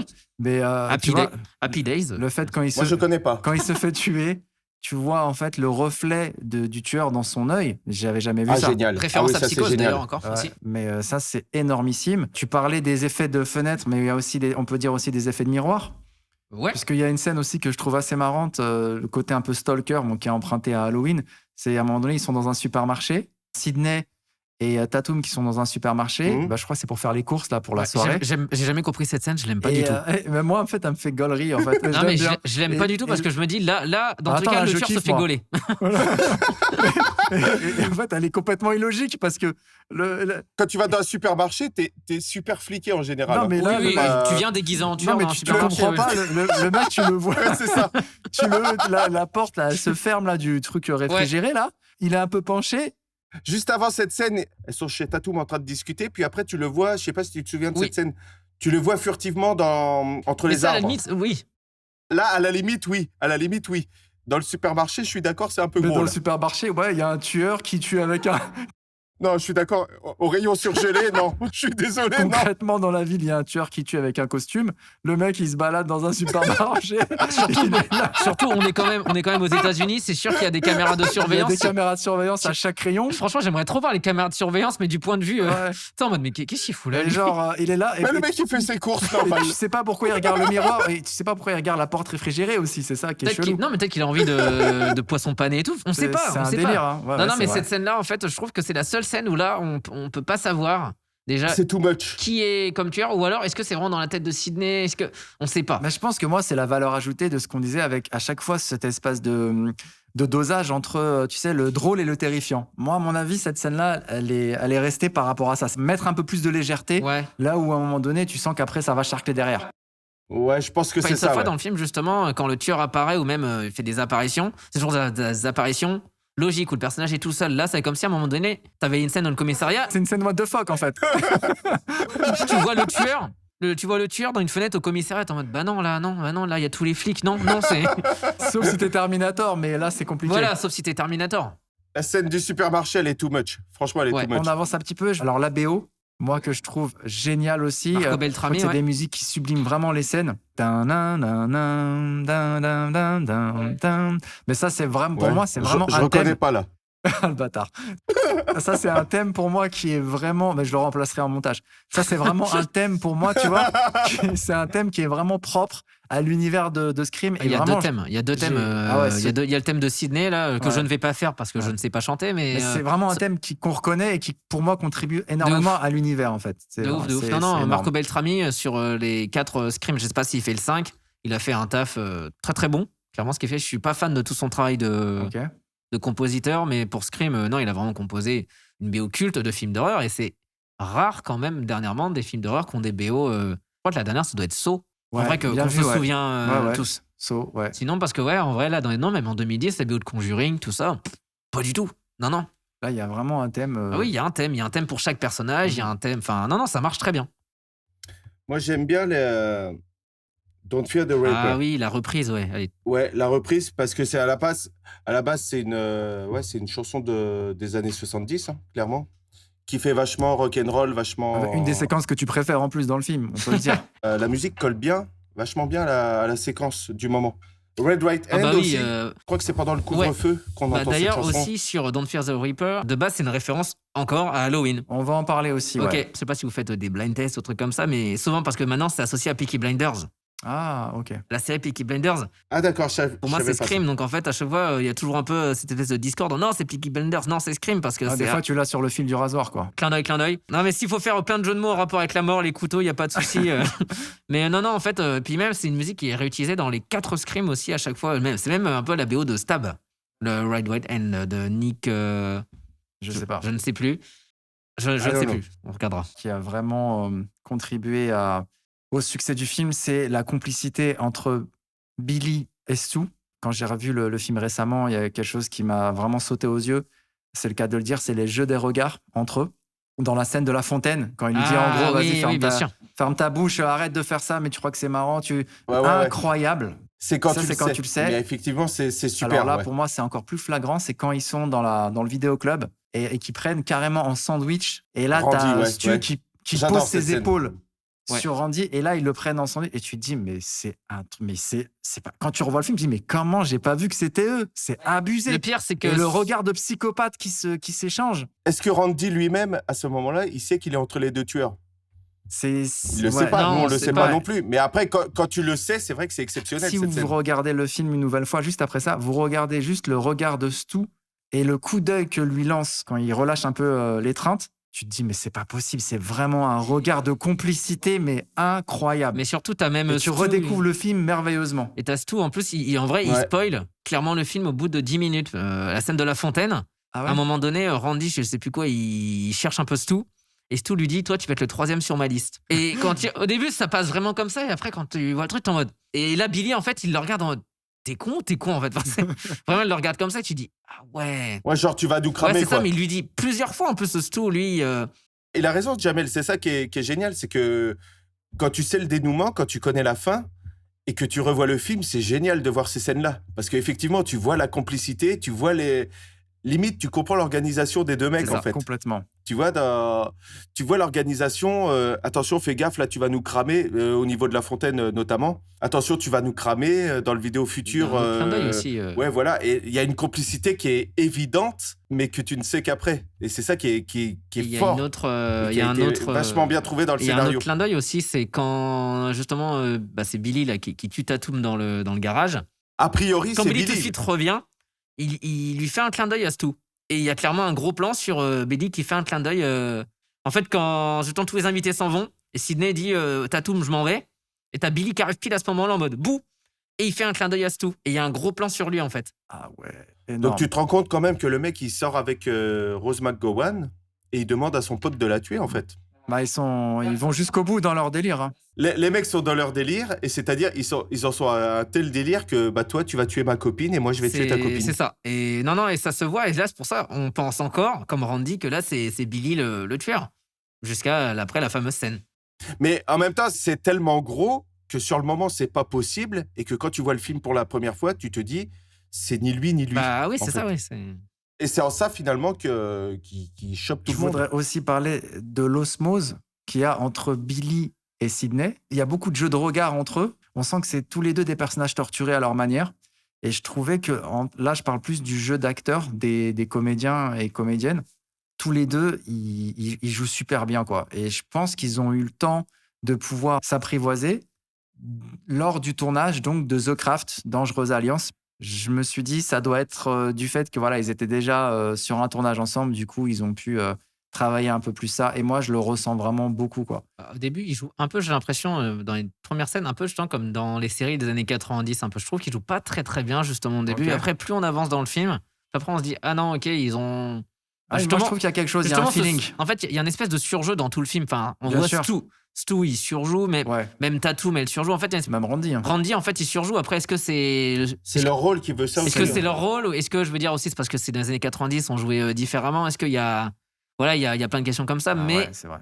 Mais en fait, au début, non, je trouve Sidney, c'est celle qui s'en sort le mieux avec Gail, je trouve en jeu d'actrice. Moi, Skitul Rich, je suis impressionné pour l'avoir revu tout à l'heure, notamment. Le regard qu'il a tout au long. À la fin, il sublime le film, Skitul Rich. Ça, c'est vrai qu'à la fin, pour moi, du début à la fin. Hein. Ah, je suis d'accord, ok. Toi aussi, Jam? Ah ouais. Le regard qu'il a, ce mec-là, Skitul Rich, du début à la fin du film. On dit Skitul Rich, mais bon, tranquille. Excuse-moi, c'est pas grave. Le regard qu'il a tout au long, tu sais pas s'il se fout de toi ou pas, en fait. Tout est dans son regard C'est très du début à la fin ambivalent, du film. C'est très ambigu, mais en fait, tout à l'heure, je Très déconnais un ambigu. peu avec Johnny Depp, Mais mais c'est c'est pour l'acteur ça qui est que exceptionnel. c'est pour ça que aussi Wes Craven l'a pris, c'est parce que vu que Johnny Depp avait joué avec Wes Craven dans Les Ouais. Griffes de la Nuit, en fait, il voulait de battre Johnny Depp, mais je crois qu'il était pas disponible. Bah, ce mec, il a un Et faux côté Johnny Depp. il a- en mais plus, c'est il a ça, en faux fait, côté On va, Johnny on va en Depp, parler. On va en parler. James Franco, un peu, tu sais, des beaux gosses. Autre quand même. point, je trouve la police, la fonte du titre de Scream. Ah, j'ai quoi, la police Ah, parce Non, que mais la police, elle est un peu à la ramasse. hein, la- dans le la- film. la Non, police. mais la police du titre Scream, elle est légendaire aussi. Et ça, c'est un Ah, tu trouves véritable. Ah ouais, c'est un véritable. Ah ouais. Mais c'est vraiment une police qui est associée avec le film, quoi. C'est une trouvaille énorme. Et aujourd'hui, cette police-là fait vraiment partie de la pop culture. Ah ouais, d'accord. Ah ouais, Parce que je carrément. vois la police, mais je. Ah si, il y a plein de films dans lesquels, en fait, tu te souviens pas forcément Avec de ce la. M un peu de en la couteau fonte. et tout. C'est-à-dire, elle est propre au film ou Ouais, c'est quoi carrément. C'est que c'est une véritable création pour le Ouais. film et ça met vraiment en avant cet univers. Là, ça comme tu disais, avec le M, avec le pic, le D'accord, titrage très grossi. Moi, je trouve que c'est une valeur ajoutée et c'est pas tous les films qui peuvent se targuer d'avoir une police d'écriture aussi reconnaissable. D'accord. Et Dans les aussi, films d'horreur, si, quand même, je trouve. bah, moi, tu me dis Vendredi 13, je la vois pas là, la police, en fait. C'est un espèce de. Si, ça fait un espèce comme si c'était un peu écrit dans de la terre. Halloween, pareil, elle a une police qui est très reconnaissable. Freddy, pareil aussi. Oui, bon, c'est vrai. Bah, après, il y en a pas non plus. Bah, ça prouve que il fait partie de ces films-là. Ça fait partie de la pop. Après, bon, Tu vois. on parle quand même de 2 films de Wes Craven, donc c'est vrai que Voilà, ça joue exactement, peut-être. Mais ouais, d'accord, ok, sur la police. Voilà, j'avais pas après, du tout- c'est mon ressenti perso. Je trouvais que. D'accord, ok. Quoi d'autre? Bah, justement, on va en parler c'est une très bonne transition, puisque tu viens de parler de Wes Craven. On peut parler en fait du parallèle qu'il a fait avec ces deux univers-là. Ouais. Déjà, Freddy Krueger et Ghostface, ils ont vraiment tous les deux des gros points communs. J'ai envie de parler de la maladresse.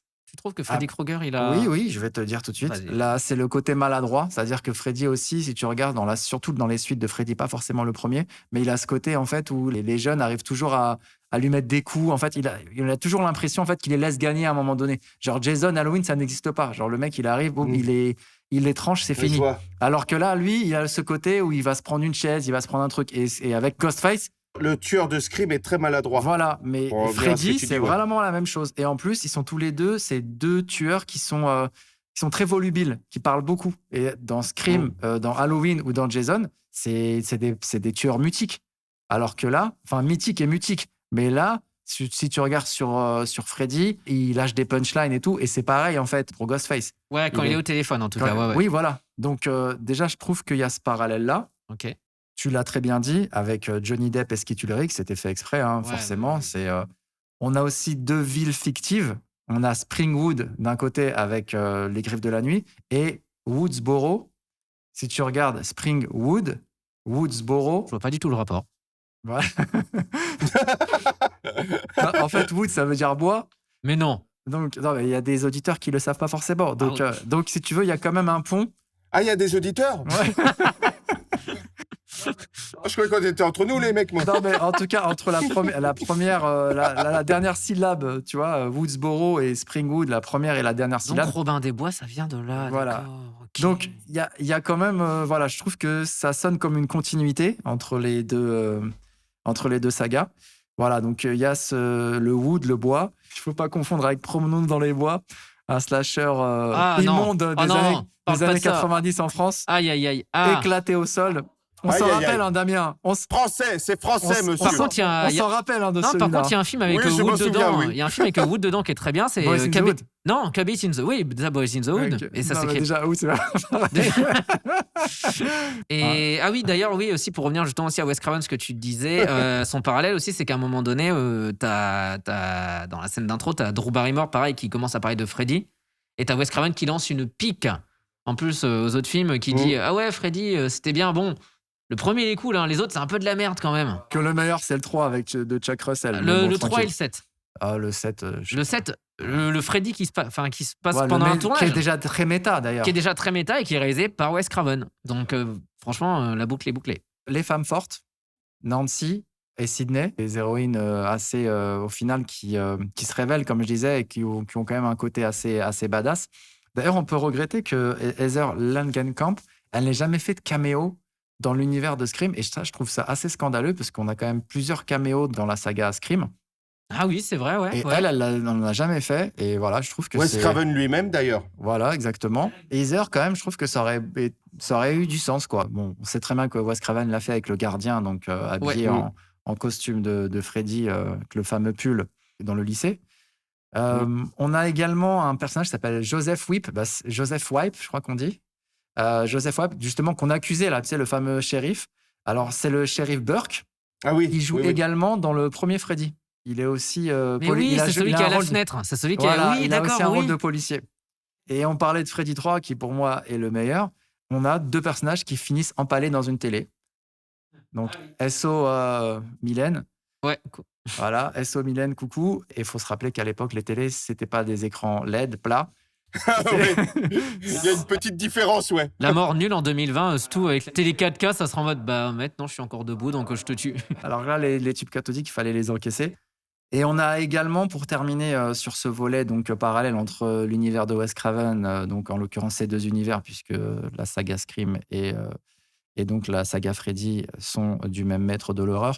On peut aussi parler de Patricia Arquette, Freddy 3, qui est la sœur de Dewey. Donc voilà, David Arquette, pour ceux qui ne le savaient pas, donc encore une C'est fois. elle qui est dans dans Freddy 3 qui se fait tuer dans la télé, non? C'est pas elle? Ah non, pas du tout. Non, Non, c'est elle, pas elle. c'est l'héroïne du film.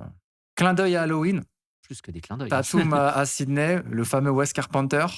Ouais. Ça, c'est pas mal du tout. Halloween à la télé, hein, pendant la soirée, donc présenté par Randy. Billy Loomis, le docteur Loomis. Ouais. Tu sais de quoi on parle, Damien, là? Le docteur Loomis. Voilà. Donc, ceux qui sauront pourront voir un peu la ref. La première victime, elle mentionne Halloween. Hein, donc, Kazé, elle parle d'Halloween également. Don't Fear the Reaper. Donc, il en parlait de la chanson Damien qui apparaît dans le premier Halloween. Je crois qu'ils sont en voiture. C'est Laurie Strode qui est en voiture. Ils écoutent celle de ce groupe-là des C'est années la 70. version, La version rock. Voilà, c'est ça. Ouais, la version. Pour le coup, Jamel et moi, on n'était pas nés. C'était en 76. Ouais. Ah ouais. bah voilà. Voilà, comme quoi. Comme quoi. T'as aussi une autre référence qui est plus subtile, c'est au moment que les parents arrivent de Casey. C'est les Mackenzie. C'est ça, ouais. Mais celle-là, celle-là est plus subtile, mais il faut. Ah ouais, bah, tu peux la raconter, je te laisse la dire. Bah c'est ça, ils disent prends la voiture, va vite chez les Mackenzie, et c'est la même phrase que Jamie Lee Curtis dit aux enfants dans Halloween. Ouais. Allez vous réfugier chez les Mackenzie. Ah, Comme quoi, d'accord. les Mackenzie, c'est un peu les sauveteurs du game, quoi.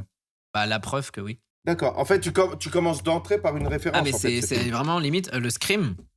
C'est un miroir, enfin comme je disais vraiment tout à l'heure, c'est vraiment c'est un hommage. c'est un hommage mais même un au genre. miroir, c'est un Ah peu ouais. vraiment le Halloween des années 90. Ouais, d'accord. Je regarde même Ok. d'ailleurs le titre Scream, c'est aussi, ça vient à la base d'une référence d'une chanson de Michael Jackson, mais c'est aussi également Et la Janet. mère de Kazé qui carrément pousse un hurlement du plus profond de ses tripes. Et là, après, tu as le début, je crois, du générique, comme ça. Donc là aussi, tu as un hurlement énorme. Donc ça aussi, c'est aussi un effet miroir et c'est un côté aussi très méta. Et quand tu vois la scène d'introduction qui est pour moi exceptionnelle dans Scream, quand le film commence comme ça, qu'au moment du cri, comme tu dis, de la mère de Kazé, ça lance le film, tu te dis, ben en fait, le film n'est même pas commencé, quoi. Alors que tu t'es déjà, entre parenthèses, régalé. Entre guillemets, régalé. Parce que c'est une scène qui est exceptionnelle. Casey, elle a pris cher, Bon, ça mais va, oui, on ça s'est va. régalé. Ah ouais. Ouais. Tu t'es déjà régalé sur une scène qui n'est qu'une scène d'introduction, en fait. Et pour moi, c'est une des recettes d'un succès du film, pour moi. Je viens de me rappeler d'une référence à Wes Craven aussi, où Billy arrive par la fenêtre, tout comme Johnny Depp arrive par la fenêtre dans Ouais. Freddy. Ah oui, tout à Aussi. fait, ouais, c'est vrai. Il y a aussi cet De toute effet-là. façon, pareil, en fait, c'est vrai, c'est vraiment intéressant ce film parce qu'en fait, pareil, on pourrait penser au premier abord, c'est juste un film un peu rigolo qui fait un tout petit peu peur, mais il est extrêmement complet. Il y a tellement de références que même on peut. Peut-être dans 20 ans, si on en parle, on va dire ah ouais, il y avait ça comme. Ça. J'espère. Justement, quand Billy entre dans la chambre par la fenêtre donc de Sydney, la première phrase légendaire, donc en référence à l'exorciste, mais il faut se dire que ce qui est incroyable, c'est qu'il parle de l'exorciste, mais la fille qui joue justement l'exorciste, Linda Blair, fait un caméo dans Scream. C'est incroyable en fait. Et elle fait joue une une journaliste. journaliste. C'est ça, ouais. Ouais. Mais c'est complètement fou en fait, quand tu regardes bien. C'est génial, ça, d'ailleurs, d'avoir fait ça. D'avoir eu l'idée de faire ça. C'est super malin. Puis après, on en a parlé tout à l'heure de Happy Days avec Fonzie. Il y a quand même un blouson en cuir à un moment donné qu'on voit furtivement dans l'armoire. Puis le petit coup de peigne dans les cheveux comme il se fait dans la série, ouais. Donc. Et non, il y a énormément de, comme tu dis, de références. Qui un jour se serait imaginé Fonzie en proviseur?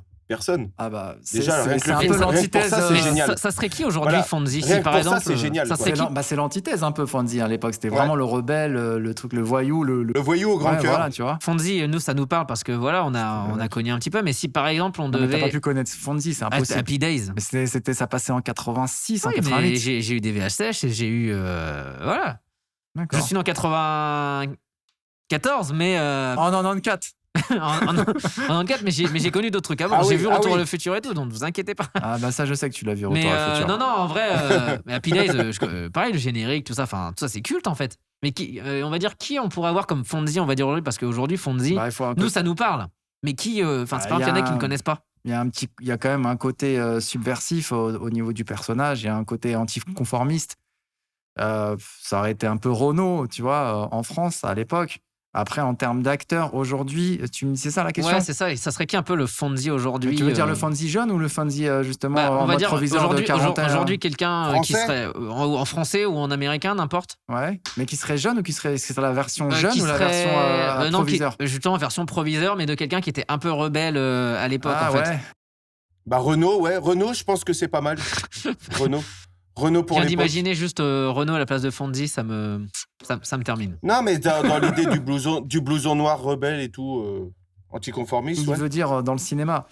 Ah, au On cinéma. va y réfléchir. J'aimerais aussi parler du doublage voix. C'est ce que j'ai apprécié aussi dans ton travail, c'est que tu mettais aussi en avant l'énorme travail des comédiens doubleurs.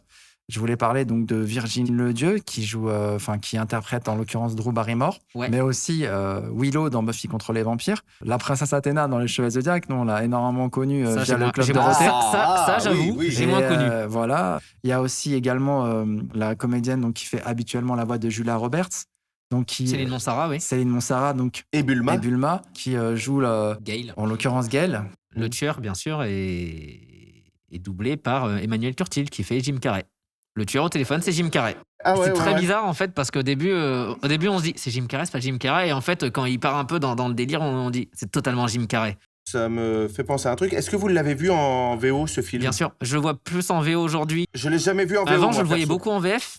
C'est une question de génération, ça. Hein. Ouais, c'est ça. Ouais, aussi, ouais. Le mec qui place ça sans Oui, rigoler, oui. mais je pense. Oui, t'es vieux, quoi. Non, mais c'est vrai, parce que je l'ai montré à des. Non, mais juste pour savoir, ouais. Non, parce que je l'ai montré à des potes justement en français. Ils m'ont dit, ah, le doublage, il est horrible en français. Ouais, ils ont regardé le doublage Ah. québécois. non, c'est non, pas non, possible. non, doublage avec Virginie Ledieu, tout ça, Emmanuel Curtil. La scène Ah. d'intro, je montre la scène d'intro, ils ont dit, le doublage est C'est horrible. vrai, quand tu revois moi je l'ai revu en VO aussi, ça claque en VO. Hein. Ça n'a Franchement, rien c'est à voir. super En fait, bien aussi. Hein. Ça n'a C'est- rien à voir. c'est super Et puis, fort. ce qui est marrant aussi, c'est qu'il y a celle qui fait ciné, c'est Sylvie Jacob, qui est la sœur d'Emmanuel Curtil, qui fait la voix de Jim Carrey. D'accord. Donc, en fait, il y a peut-être un petit truc de famille.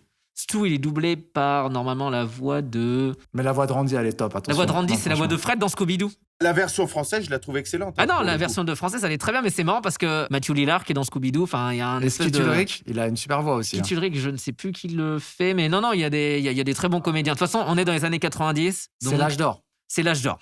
En On tous est les cas. d'accord. donc, J'aime bien parler avec un initié, un connaisseur, ça fait très Donc, plaisir. on pourra parler doublage, mais là, non, Ça non, fait en vrai, plaisir. non, le doublage de Scream est très très cool. C'est dommage qu'ils n'ont pas gardé toutes les voix pour la suite. La voix de Dewey est très bien aussi. Ouais. C'est Alan de Very Bad Trip.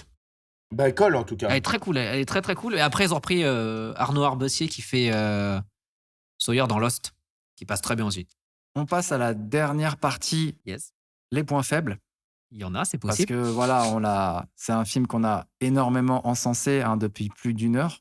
Le manque de mobile. Attention, faut pas trop taper avec Ah, pardon, excuse-moi. c'est ce que je te disais tout à l'heure. Tac, je vais mettre là. Je vais sortir mon costume. Je cours très vite, ça va. Ça, on enlève. Donc, le manque de mobile, mais il est justifié. Tu trouves qu'il y a un. D'accord. C'est justifié. Je trouve qu'il y a une partie de la fin qui est un petit peu tirée par les cheveux. Je vais vous expliquer tout de suite.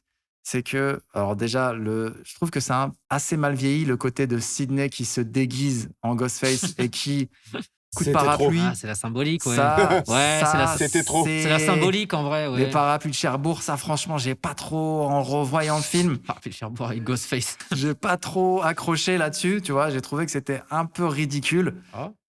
J'ai trouvé tout match. Après, le fait qu'elle prenne le téléphone et qu'elle dit ouais, je suis là et tout, bon, déjà, tu te Ah, dis, t'as ton daron, il est ligoté, tes potes, ils sont T'as autre tous chose à morts. penser, ouais. Ouais. J'avoue, t'as le daron Grave, qui est ligoté. c'est vrai. Il regarde la fille, il fait qu'est-ce que tu fais? Chut. Voilà, ouais, tu vois, c'est un peu, voilà, déjà ça. Et surtout, elle a encore la répartie à ce moment-là de Exactement. sortir les vannes qu'il faut et tout. Ouais, c'est c'est pareil, too où à much. un moment donné, quand t'as Billy qui tire sur Gale, parce qu'à un moment donné, elle le menace et lui, il récupère le gun et puis il lui tire dessus et il dit ouais, t'as pas mis le cran de sécurité. Donc elle est dans les pommes quand il dit ça. Un peu plus loin dans le film, elle se réveille, elle le met en joue et elle lui dit bah là, cette fois, j'ai pas raté le cran de sécurité, un truc comme ça. Mais la meuf, elle était dans les vapes en fait quand elle a dit ça. Elle a pas pu l'entendre en fait. Donc, Ouais, mais t'es peut-être Ah, un, ouais, ouais, ouais. t'es peut-être un peu. ça, Oui. c'est pas là non plus. Après, ça peut paraître du chipotage, mais quand même, je trouve que c'est des grosses ficelles. Et pour moi, le plus gros problème, j'ai pas compris en fait quel était le projet des deux complices quand t'as Stu qui tue Billy devant Sydney. Et en fait, après, tu vois bien qu'il veut la tuer. Donc ça veut dire que dans leur plan, c'est de se dire, bah en fait, on va faire croire à ta meuf que t'étais innocent jusqu'au bout. Alors qu'on sait pertinemment que c'est lui qui a tué sa mère. Donc c'est quoi l'intérêt? Non, ouais, je vois ce que tu veux dire, mais il faut que les éléments tournent en leur faveur en plus. En gros, C'est quoi l'intérêt en fait de en faire gros ça? qu'il se poignarde devant Sydney. Ouais, Stu poignarde Billy devant Sydney. Ouais. Donc Ouais. elle est censée croire qu'il est mort, donc il est innocent jusqu'au bout, alors qu'il a tué sa mère. Puisque après, tu peux dire, ouais, mais en fait, ils jouent avec elle, ils veulent pas la tuer. S'ils veulent la tuer, parce qu'à ce moment-là, Stu, quand il la course, il veut vraiment la tuer. Ah, je suis pas sûr. Ah bah Stu. si, pourquoi? Parce que À quel moment? Bah, il veut la tuer dès le début, hein, de elle toute saute façon. par la fenêtre. Ouais. Déjà, il veut la tuer dès le début, mais là, carrément, à un moment donné, il la court jusqu'à la fenêtre et elle est obligée de sauter. Et lui, Stu, il sait pas qu'elle va sauter sur le camion et qu'elle va survivre. Donc là, si elle saute du truc, elle peut mourir à tout moment. Ok, d'accord. C'est le chat qui joue avec la souris, mais après, c'est vrai que c'est un Ouais, peu en incohérent fait- en avec fait, c'est- le fait que dès le début, ils veulent la tuer. Pour en moi, fait. il y a une volonté de tuer là sur cette scène. La première agression de Sydney au début du film, effectivement, il veut clairement la tuer. Ah non, Et à ce justement. moment-là, il veut pas en arriver Là, jusque-là. je suis pas et jouer avec elle persuadé. après, Justement, ouais. non, Par non. contre, sur la séquence de fin, j'en suis persuadé Ah, parce qu'encore non, une fois, parce elle que- saute. Et lui, il est pas censé savoir qu'il y a un camion et qu'elle va s'en sortir. Donc, il veut vraiment Ouais, la mais tuer. justement, je crois qu'en fait, c'est surtout de l'attraper en fait au moment de la. Ah non, elle saute. Vraiment, revois la Oui, scène, oui, je l'ai revue là. oui, bien. elle est accrochée et après juste ouais, peut-être que ouais, il la lâche. Non, il lui fait peur vraiment. Et elle lâche. Elle se dit, bah, de toute façon, je vais mourir, autant Ouais, lâcher. mais à chaque fois quand tu regardes quand c'est Stu, en fait Stu lui, ça se voit qu'il veut pas la tuer parce que Stu il lui dit en plus, à chaque fois j'ai eu un faible pour toi. Quand il y a la première attaque dans la maison de Stu, il est très maladroit dans ses gestes et tout ça. Au début, il lui passe un peu le couteau autour du cou et après il se dit bon allez, je la poignarde. Mais à chaque fois, il se résigne toujours un peu à le faire. Il se retient, ouais. Et quand il y a la deuxième poursuite dans la maison, je crois qu'il veut la blesser en fait surtout parce que si vraiment il voulait, Billy, ça se voit qu'il veut quand il veut tuer quelqu'un, il y arrive. Mais Stu, il a jamais réussi en vrai à tuer quelqu'un à part. Qui sont les tueurs et quand tu regardes, tu sais même pas comment ils se sont organisés, qui a fait Ah, quoi, c'est- qui a tué qui. C'est un peu incohérent, ouais, C'est dans la incohérent. mesure où moi j'ai l'impression que dès le début quand même, elle est clairement menacée et qu'elle est même qu'elle échappe à la mort, clairement.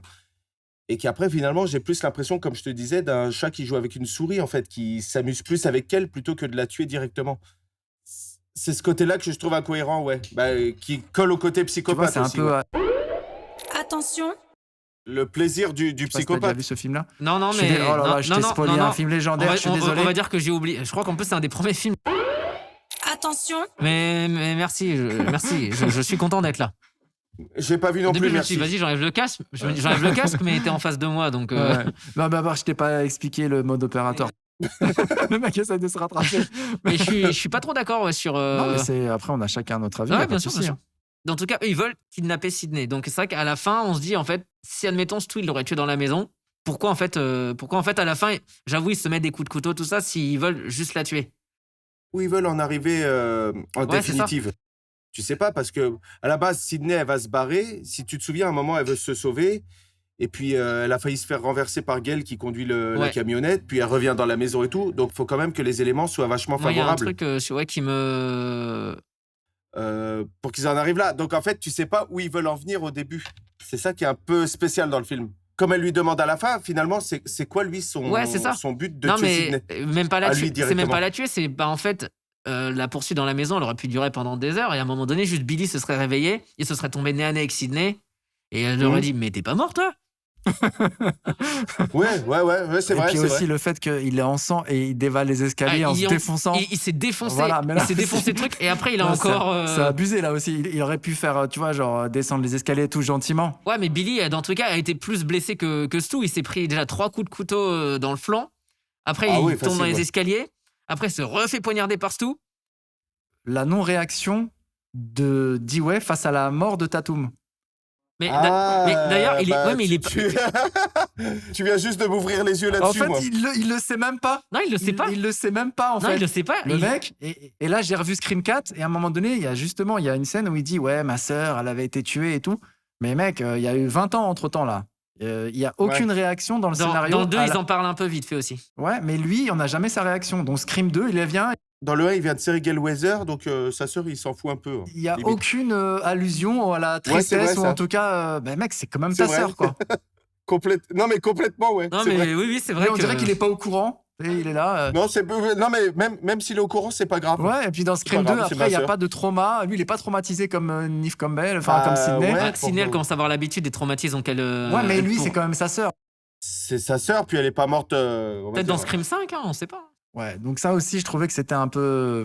Ouais, c'est vrai. C'est Bon, vrai. là aussi, ça fait partie d'une époque, mais manque de diversité ethnique quand même. Ah bah oui. C'est plus Woodsboro, c'est Whiteboro. Il n'y a pas un Renoir, il n'y a pas un Latinos. Est-ce que ça gêne? Non, ça fait partie d'une époque. Si ça peut apporter quelque chose, d'accord. Si ça apporte pas, ouais, c'est pas utile. Après, pour moi, c'est pas une des questions, on va dire, importantes. Après, à du partir film. de Scream 2, quand même, tu vois, ils sont partis sur autre chose, sur quelque chose qui était déjà Ouais, non, ça, je suis d'accord. plus ouais. révélateur, en fait, tu vois, de la population. Et je suis pas en train de demander de mettre une communauté ethnique qui n'existe pas là-bas. Je vois ce Pas que un tu veux dire. Pakistanais ou tu vois une personne ou très très très faible minorité ethnique là-bas. C'est pas comme en Ouais. Angleterre, tu vois. Là, c'est juste que ça fait partie d'un contexte et d'une époque. Après, dans le 2, ça n'a plus été le cas dès le début. Mais voilà, je trouvais, et c'est encore une fois avec les reculs d'aujourd'hui, tu te dis ça. Mais Bien comme sûr. tu l'as très bien dit, Damien, quand tu regardes le film, ça passe crème. Ah oui. Mais après, c'est une petite crotte de nez que j'ai envoyée, tu vois, avec Whiteboro, Woodsboro. C'est une petite crotte de nez. Non, mais c'est intéressant aussi parce que tu peux te dire, effectivement, tiens, est-ce qu'on va mettre, tu vois ce que je veux dire, est-ce qu'on va mettre un black, est-ce qu'on va mettre deux blacks? Mais après, aussi, tu connais le truc, si c'est pour les tuer dès le début. Ouais. Parce que tu Après, connais aussi il n'y a, jamais eu- la il y a technique. jamais eu de rebeu. Et je pense que s'ils mettent un rebeu, ils vont le mettre en tueur, Ouais. en Ghostface, tu vois. Ah, Tu vois, il n'y a mais- pas de rebeu, il n'y a personne. tu Non, vois. c'est vrai, mais après, Un black pour dire on va mettre un black, mais il va mourir au bout de Non, mais c'est une au représentation bout de ethnique deux- qu'on parle là, tu vois. C'est une sur re- la représentation, ouais. Après, moi, perso, sur le premier, perso, ça me gêne Bah, pas. c'est normal, t'es un Après, blanc, il n'y a que des blancs. Tu vas pas faire attention. Merci de me rappeler que je suis blanc. c'est Mais très- un mec qui est asiatique, tu vois, il va, Non, mais il va oui, peut-être après, moins non, mais se projeter, c'est possible, tu vois. Je peux comprendre là-dessus, mais je crois qu'ils en ont plus après joué sur les suivants. sur les clichés, Effectivement, oui. sur le Toi, premier. Aurel, Ouais, ça me dérange pas plus que ça, comme disait Damien. En fait, c'est si ça sert à quelque chose, si c'est juste pour dire, vous avez vu, on a mis des noirs, vous avez vu, ça y est, c'est cool. Moi, ce qui me gêne le plus, c'est quand on va mettre, admettons, un noir pour dire je mets un noir. Et bah ouais, c'est ça, ça par- s'appelle un quota, que ça. pour le Moi, je parle côté- pas de quota. Non, là. non, mais par contre, Ouais, mais par voilà, contre mais justement, moi, qu'ils c'est ce qui va en- plus me le gêner, c'est quand tu sens que tu vas mettre le Oui, c'est mec. ça. Par Non, contre, moi, qu'ils je parlais de la en- représentation. tu Oui, vois. non, non, ça, à la limite, ça m'a pas dérangé. Dans Par le contre, lycée, il y a que des blancs partout. non, mais par contre, Aux ce qui m'a. États-Unis, il n'y a pas que des blancs. Non, non, bien sûr. Ah, excuse-nous, hein. Oh, merde. Non, par contre, Au moins, tu mets ce un- qui Non, est- je sais, je rigole avec Non, non, Jamel. mais Oui, ce qui tu mets un est- ce qui est- Amérindien, quoi. Ce qui est cool, c'est que dans le. C'est que dans le. Ça va être très dur. Non, mais il me tue, Non, en fait, ce qui est cool, c'est que dans le 2, en fait, il joue justement avec ce cliché qui n'en est pas un d'ailleurs, du noir qui meurt en premier. Ça, d'ailleurs, c'est Ouais. totalement faux, c'est pas vrai. Ce D'accord. cliché-là, Ah ouais. Ok. bah, citez-moi un film où le noir meurt en premier. C'est un cliché en fait qui est. C'est un peu devenu une blague, mais c'est pas. En tout cas, même dans des films connus, tout ça. Non, il n'y a pas ça en fait. Donc, c'est ça qui est cool, c'est que dans le 2, ils s'en moquent. Ils sont en mode non, mais vas-y, c'est les noirs qui meurent en premier, et oui. Mais au moins, ils en parlent, tu vois. Ça Mais fait- ils en parlent. En fait, si tu veux, c'est un En plus, code. c'est la meuf, ça- en Oui, mais plus, c'est c'est la un- meuf de Will ouais, Smith qui c'est en un parle. code d'horreur qui existe et qui n'est pas du tout évoqué dans le 1. Oui, parce qu'ils Tu vois. utilisent d'autres codes Parce qu'il d'horreur. n'y en avait pas. Oui, mais Il n'y avait regarde- pas de noir dans le 1. Regarde, oui, parce que regarde Donc, aussi ils en parlent dans le Halloween de Carpenter, tout est blanc. Même Michael Myers, il est blanc. Enfin, je veux dire, t'as pas de noir dans le Halloween. Oui, mais de... c'est parce que, encore une fois, c'est parti d'une époque. Je te Ouais, dis. c'est parti. Non, mais je veux dire. Il y a l'époque, ça change aussi un petit peu, tu vois, en termes Ouais, de. bien sûr. C'est pas parce que c'était comme Ouais, mais ça avant regarde- que ça veut dire que c'était Non, représentatif bien sûr, aussi. mais regarde, il y a T'avais quelques- des cow-boys noirs. il y avait des À cowboys l'époque, noirs. est-ce qu'on a déjà vu des films avec John Ford où il y avait des noirs? Non. Non, mais regarde. Pourtant, moi, je connais un film qui s'appelle Posse, qui est un de mes films de western favoris. Aussi. Ouais, Posse, ouais. La revanche de Jesse Lee en français, Ok. et qui est un film génialissime, avec un blanc qui est avec eux. Comme quoi, c'est aussi inclusif. Mais après, dans les années 90, t'en as eu des films, je veux dire, où en plus, même la communauté afro-américaine était remise en avant. T'avais Candyman, notamment. Ouais, c'est vrai. Non, Il y en a Candyman- qu'un, à part Candyman, on n'en connaît pas d'autres, quoi. Là, après, de nom, non. C'est vrai. Tu vois, Mais- je me suis posé des questions. Lui, ça peut être intéressant. Ça fait pas le sujet d'un débat. Hein. Non, bien sûr. C'est une bonne question. Non, c'est pas un débat, c'est une bonne question. Moi, perso, c'est pas le truc qui me choque, en fait. C'est pas le truc auquel tu penses, en fait, je veux dire. Ça sera plus diversifié, je pense, dans les À partir suivants. du Ouais. 2, hein, mais moi, je parle Ouais, mais vraiment les- que du 1, quoi. Oui, mais t'avais juste la pote de Sydney. En vrai, après. T'avais juste la pote. Ah non, et le caméraman, c'est vrai, dans Ouais. le 2. Après, c'est surtout dans le 4 où il y a un peu tout le monde, en fait, parce qu'après, on est dans les années 2010, donc ça. Mais j'espère que dans Scream 5, et ça, j'en doute pas, qu'il y aura dans tous les cas pas mal de. C'est une super bonne transition, puisque je vais justement vous demander qu'est-ce que vous attendez Oh. de Scream 5. Oh là là. On va dire certaines rumeurs qui parleraient de l'éventuel retour de Stu. Ouais, Genre, en fait, qu'en gros, il aurait survécu. ouais. Moi, j'y crois pas trop. Mais bon, en tout cas, si c'était vrai, ce Wow. serait. Non? Ça vous saoulerait, vous? Faut pas que ça entrave le scénario, tu vois, que ça devienne n'importe quoi juste pour le truc. Moi, j'ai entendu parler du retour de Billy Loomis. Ah non, ça, c'est pas possible, Ah, ça, ça. c'est pas possible. Non, attends, en flashback. En flashback. Alors, admettons, après, si tu colles ça au scénario comme il faut. Non, en scénario, c'est mort, Bah, c'est c'est que impossible. t'aurais pu le faire en mode Freddy 7. Après, il faut que ça colle aussi. Ouais, si c'est pendant le tournage de Scream, là, pourquoi pas Et faire là, revenir. t'as des visites de Skitch Ulrich en Ça tant serait- que Skitch Ça serait Ulrich. énorme. Mais Ça serait génial. ce serait ouf, ça. Ouais. Mais ça, le Mais truc, ce c'est sera que- pas le cas, hein, ça, c'est sûr. Après, ça, on sait pas parce qu'en fait, Scream, en fait, ils ont tellement tourné aussi de scénarios différents, justement pour pas que ça soit spoilé, pour pas que ça fasse comme dans Scream 2, Ouais, qu'en c'est fait, ça, on ouais. peut pas savoir. Peut-être qu'il y a eu un scénario où, à un moment donné, on a demandé à Matthew Lillard de revenir. Les acteurs se sont dit, ok, cool. Et peut-être que le lendemain, ils ont tourné un autre truc. Donc, c'est possible. Quelles sont, toi, tes attentes par rapport à Scream 5? Qui me surprennent. Juste vraiment, j'attends que ça. J'ai pas envie d'être. J'irai le voir jour J. Ah bah, Et j'ai la envie qu'il me même. surprenne. Et parce que Scream 4, quand je l'avais vu, j'ai été vraiment surpris. Je m'attendais vraiment pas du tout à cette fin-là. Et donc, j'espère vraiment que dans le 5, ou Scream tout court, ça d'ailleurs, j'ai jamais compris pourquoi ils n'avaient pas appelé ça Scream 5, tout simplement. Non, que le film juste nous surprenne. Et comment t'as trouvé la bande-annonce? J'ai trouvé cool, en vrai. Mais après, comme je me dis, là en plus, toute petite parenthèse, c'est un peu la mode là, de faire des fausses bandes annonces, trucs comme ça. On a eu le cas avec Spider-Man, là, où t'as plein de trucs qui n'étaient pas dans le film. Je spoilerai que dalle. Mais voilà, il y a plein de choses qui ne sont pas dans le film ou qui ont été supprimées, tout ça. Et en plus, ils ont dit dans Scream qu'ils ont fait des extraits exprès pour la bande-annonce. C'est-à-dire qu'ils ont vraiment créé Ok. des trucs pour la bande-annonce. Donc peut-être qu'on imaginait que Dewey va prendre cher. Et en fait, pas du tout. Ça peut être Dewey, c'est le tueur. On n'en sait rien. D'accord. Ils avaient même aussi fait ce truc-là avec l'affiche en mode le tueur est sur l'affiche. Sauf que, bah, en fait, oui, sur l'affiche, il y a le masque du Ghostface. Ouais. Donc, oui, c'est malin. Oui, Parce oui, que là, tu on va le vois, se- c'est vrai, en arrière Là, on plan, va ouais. se dire, bah ouais, mais oh là là, ça y est, c'est Dewey, c'est peut-être Sydney, tout ça. En fait, on va chercher tout le monde, on va analyser. Et en fait, bah non, le tueur est sur l'affiche, oui. Il y a le masque, c'est vrai. Damien, ton ressenti, après avoir vu la bande-annonce de Scream 5, et quelles sont tes attentes sur ce... Que je n'ai pas vu, mais mes attentes sinon sur Ah ouais, le bah, si 5, tu moi, l'as pas vu, c'est que c'est assez révélateur, quoi. un peu comme Aurel, moi, ce que j'aimerais, c'est être surpris, enfin, agréablement surpris, évidemment. Je voudrais un scénario qui tient la route. Tu vois, si tu veux, pas de scène téléphonée ou des trucs prévisibles comme on a Bah, pu dans voir Scream, c'est un peu dommage, quoi. sur les derniers. Ouais, mais Aïe, aïe, aïe, c'est aïe, un peu aïe, ce qui aïe. te plombe souvent. C'est un peu ce qui te plombe dans le film. Après, après du classique, hein, un bon casting, je sais pas, des acteurs charismatiques, des clins d'œil au premier. J'aimerais bien qu'il y ait des Du clins d'œil au fanservice. premier. Un peu de fanservice, ça fait toujours plaisir. Beaucoup. Et puis surtout une fin qui soit digne un peu de cette saga, quoi. Une fin digne qui plombe pas le film. Parce que moi, je trouve que tout un film repose sur sa fin. Son début et Par sa exemple, fin.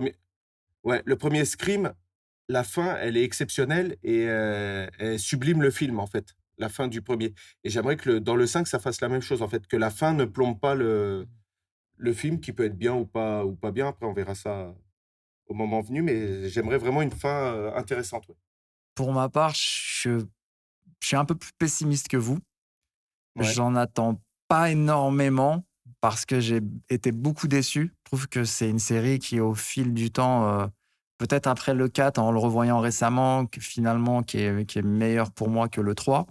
Je m'attends pas à quelque chose, en fait, qui soit déjà sûr et certain qu'il sera jamais à la hauteur du 1. Ça, j'en suis sûr. Et après, est-ce que ça peut remonter le niveau? Je sais pas trop. J'ai pas été très convaincu et très hypé par la bande-annonce. Pas trop aimé ce côté, tu sais, avec la meuf là qui se fait stalker aussi, pareil. C'était un peu casé, Ouais. un peu à la sauce de 2021 avec les locks, les portes là qui se ferment avec le smartphone. Il y a la référence avec les couteaux et tout. J'ai vraiment trouvé que c'était du copier-coller, du pur fan service. Et moi, je pars du principe de pourquoi refaire la même chose si tu vas le refaire en moins bien. Donc ça, Ouais. j'ai pas accroché. Je trouve que c'est dommage. Je trouve que par rapport à la société actuelle, il y aurait eu peut-être des idées qui auraient pu être mises en avant. C'est vraiment une idée comme ça. Mais aujourd'hui, on sait que la culture du sport, elle s'est énormément popularisée. Ouais. Tu vois, les salles de sport, partout dans le monde. Tu vois, c'était pas le cas en 96, vraiment pas. Et aujourd'hui, il y a plein de gens qui sont fitness, qui sont assez musclés. J'aurais été un peu plus séduit s'ils avaient justement cassé un peu ces codes-là et montré, par exemple, tu sais, un mec qui revient de la salle ou, je sais pas moi, un étudiant assez balèze, tu sens que voilà, le mec, il est porté sur la muscule et tout. Et justement, c'est lui, en fait, qui se fasse un petit peu, tu vois, harceler au téléphone et que le Ghostface puisse trouver justement des solutions pour l'effrayer ou en tout cas avoir le dessus sur lui tout en prenant en compte justement sa force, sa masse musculaire et tout, mais tu vois, en mettant des petits stratagèmes de considérer l'évolution ou en tout cas ce qui se passe aujourd'hui, tu vois, chez les jeunes ou en tout cas les habitudes et tout ça. Ouais. Et ils ont pu l'adapter et Ghostface s'est adapté à ça. Un peu comme Wes Craven l'a fait dans les années 90 avec le côté méta. Moi, j'aurais kiffé voir une scène comme ça. T'es quand même assez pessimiste sur Tu vois, là, tu me remets une meuf et il faut se mettre aussi à la place du public féminin. Toujours la même chose. Ah oui, on va se faire tuer, on va se faire courser. Après, Le truc, c'est relou, en fait. Après, comme on dit, hein, peut-être que Ouais. cette scène-là des Locks, elle existe pas, pardon. C'est vrai. Un meurtre comme ça, ce serait quand même beaucoup plus original, quoi. T'as un truc que t'as jamais vu, c'est... Ouais, mais après, moi, je suis de ton avis. De toute façon, ça égalera jamais le premier volet.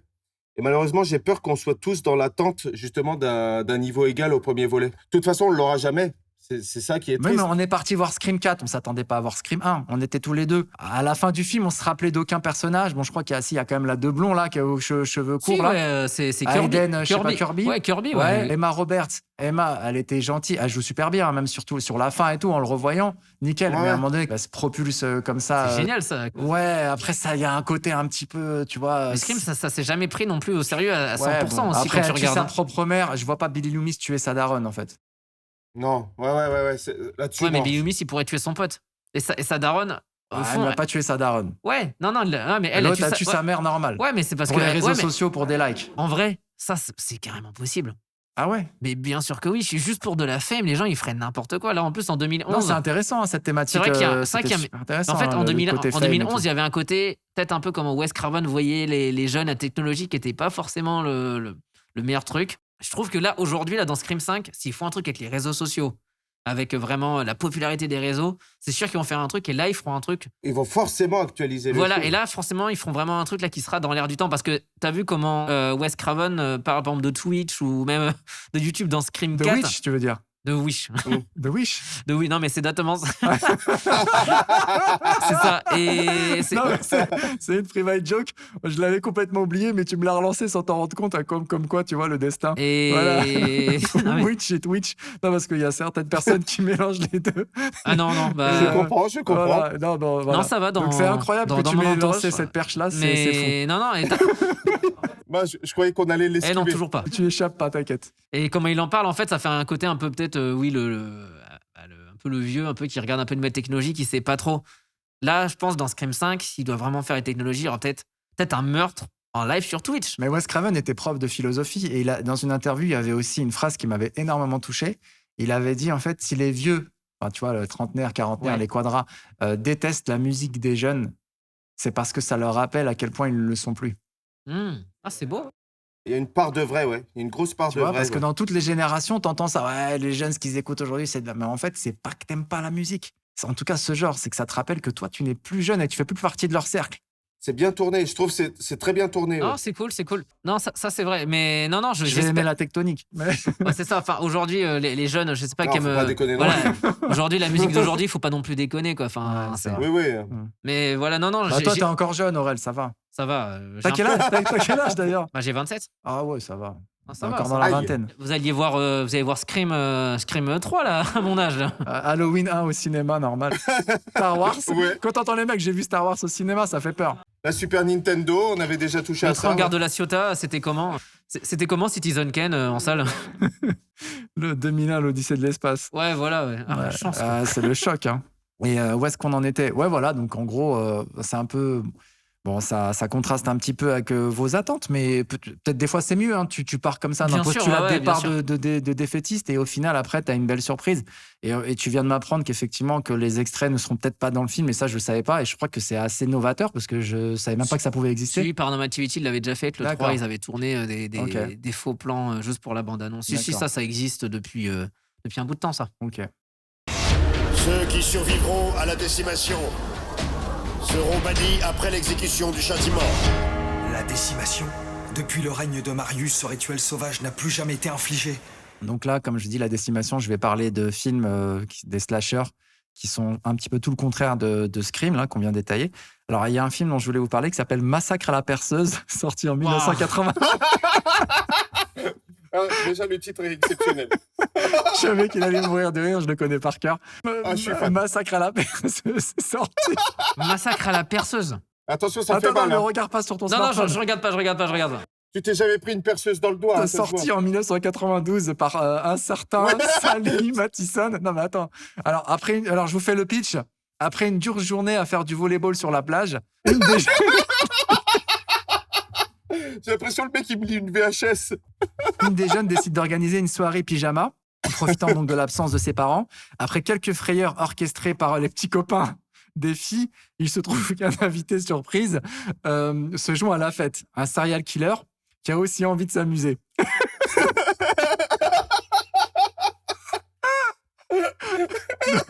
Là, le tueur, il n'est pas masqué dès le départ. Tu sais qui c'est.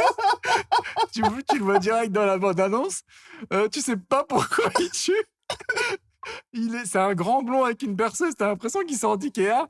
T'as l'impression qu'il sort donc d'un entrepôt d'Ikea.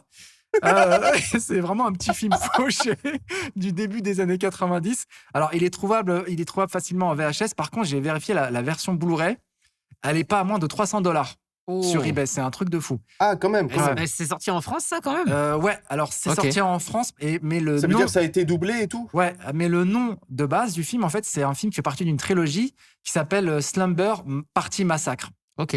Et la phrase d'accroche de l'affiche du film, parce que j'ai réussi à me procurer le film en DVD. Wow. Alors préparez-vous, la phrase d'accroche de l'affiche du film en français, c'est « Il revient vous percer un jour Wow. Eh ben, franchement, ça fait envie. ». Oh purée. Franchement, ça fait Je envie. suis en train de pleurer, c'est la première fois en 8 épisodes, j'ai jamais eu ça. Juste à cause du nom. Non, mais là, il me fait pleurer de rire, c'est Damien. La tagline, elle est quand même pas le mal. Il revient vous percer un jour, il fallait quand même la trouver. Faut faire un jeu comme ça, tu prends les Ouais. pires taglines et Ah non, mais c'est génial. C'est ça, mais c'est vrai, mais c'est un concept. Hein. Ah, c'est génial. Il y a eu un remake en 2021, donc très récent, Ah, hein, tu vois. déjà? Ouais. Ah, vache. Et ce qui est incroyable, c'est que dans le La film, perceuse, le retour. ouais, ce qui est incroyable, c'est que alors une petite anecdote rapide, la maison de l'héroïne, c'est la copie conforme de la maison de Nancy dans Freddy 1. Il y a un autre film rapidement, Blood Rage, donc sorti en 87, tourné en 82. Et là, par contre, c'est un film de John Grisham. Et j'en avais parlé un peu en off à Damien. Par contre, là, le scénario, je le trouve vraiment... C'est un slasher aussi. C'est un slasher, un scénario très original. Donc là, en fait, la scène d'intro, elle nous montre un meurtre dans un drive, tu sais, drive cinéma, par un enfant de 10 ans sous les yeux de son frère jumeau. L'enfant meurtrier, il donne l'arme à son frère, tu vois, il le barbouille un petit peu de sang. Et quand les parents arrivent, eh ben, ils pensent en fait que c'est l'autre frère qui a tué. L'autre frère, il est mutique, il est, tu sais, il est en état de choc. Il va passer des années en fait en hôpital psychiatrique. Devenu adulte, il va sortir de son trauma et il va enfin réussir à dénoncer son frère, qui entre-temps, son frère, il a fait une vie tout à fait normale, tu sais, avec vie de famille, tout ça, habituelle, on va dire, d'une famille américaine moyenne. Et quand lui est relâché, et son frère va de nouveau tuer pour refaire accuser cette fois son frère. Ah ouais, ok. En fait, Tu c'est vois, un peu Michael Myers c'est- avec un jumeau. Et je trouve que ce type de scénario, ça aurait donné un super film entre les mains d'un super réalisateur. Un film voilà, qui serait resté, à mon avis, dans les mémoires si ça avait été orchestré par un metteur en scène de génie comme Carpenter ou Toby Hooper ou Wes Craven, ou enfin, en tout cas un des maîtres de l'horreur. Et là, bah, en fait, pas du tout, quoi. Non, mais ça peut être bon Enfin, après. les jeux des acteurs, c'est super mal Ouais. joué. Enfin, voilà, ça reste Ça peut être intéressant aussi. ça reste hein, un faut nanar pas- savoureux, tu vois. Mais en Ouais, tout ouais. cas, l'idée de départ est brillante. Ouais, non, mais pourquoi pas, hein. Voilà. Bon, à ce que je vois, tu fais le boucher. Mais est-ce que tu connais? Dernière rubrique, donc les recommandations. Est-ce que tu connais? Là, par contre, c'est des petites pépites. Un premier film donc s'appelle Intruder. sorti en 1989 de Scott Spiegel. Ça, je l'ai vu, ça. Oh, j'ai vu. Vous Je êtes l'ai des vu. spécialistes. Je vous laisse vraiment regarder. C'est gore à souhait. Ça se passe dans un supermarché, un côté très huis clos. Pendant l'inventaire, en fait, à l'heure de la fermeture. Et le bâtiment est fermé. Et les employés de service, on va dire qu'ils vont prendre très, très cher. Donc, c'est vraiment une belle surprise avec un petit budget de $100 000. Mais c'est un film qui prend du temps à démarrer, mais ça permet d'être un peu plus dans l'empathie avec l'équipe. Et c'est très gore, mais vraiment. Et on retrouve Sam Raimi dedans et Bruce Campbell. Donc, Ok. Bruce Campbell de Evil Dead dans des petits seconds rôles. Un autre film qui est vraiment là dans la pure continuité de Scream, qui s'appelle Urban Legend, Ah ouais? le 1. Ouais. Avec Jared Leto. Ah oui. Voilà, Ah oui, oui, oui. de Jamie Blanc, sorti en 98. Donc là, vraiment, qui surfait vraiment complètement sur la vague des néo-slashers. Moi, je sais qu'il est beaucoup critiqué. Moi, j'aime Je l'aime pas. Voilà, moi j'aime beaucoup ce film. Je trouve que la scène d'intro, elle est vraiment géniale. De Dupri, en fait, de coup de théâtre, dès la première scène. Alors, je vais pas la dévoiler, mais voilà, l'ambiance, pour moi, elle est tout de suite marquée dès le départ du film. C'est un long métrage où tu retrouves quand même Brad Dourif, donc Ouais. Chucky, Freddy Krueger, donc Robert Englund qui joue un professeur. Et pour moi, si tu réunis les deux, bah, voilà, pour moi, en tout cas, ça vaut quand même le détour. Et un dernier film, voilà, je pense que celui-ci va faire l'unanimité, surtout pour un cinéphile comme toi, c'est It Follows, Bien sûr, ouais. bien sûr, de David Robert Mitchell, sorti Ah en oui. 2015. Ah oui. Et là, c'est clairement un renouveau du genre. L'ambiance, elle est hyper oppressante. Tu as aussi l'espèce d'omniprésence malfaisante. Mm. C'est un film qui est assez terrifiant.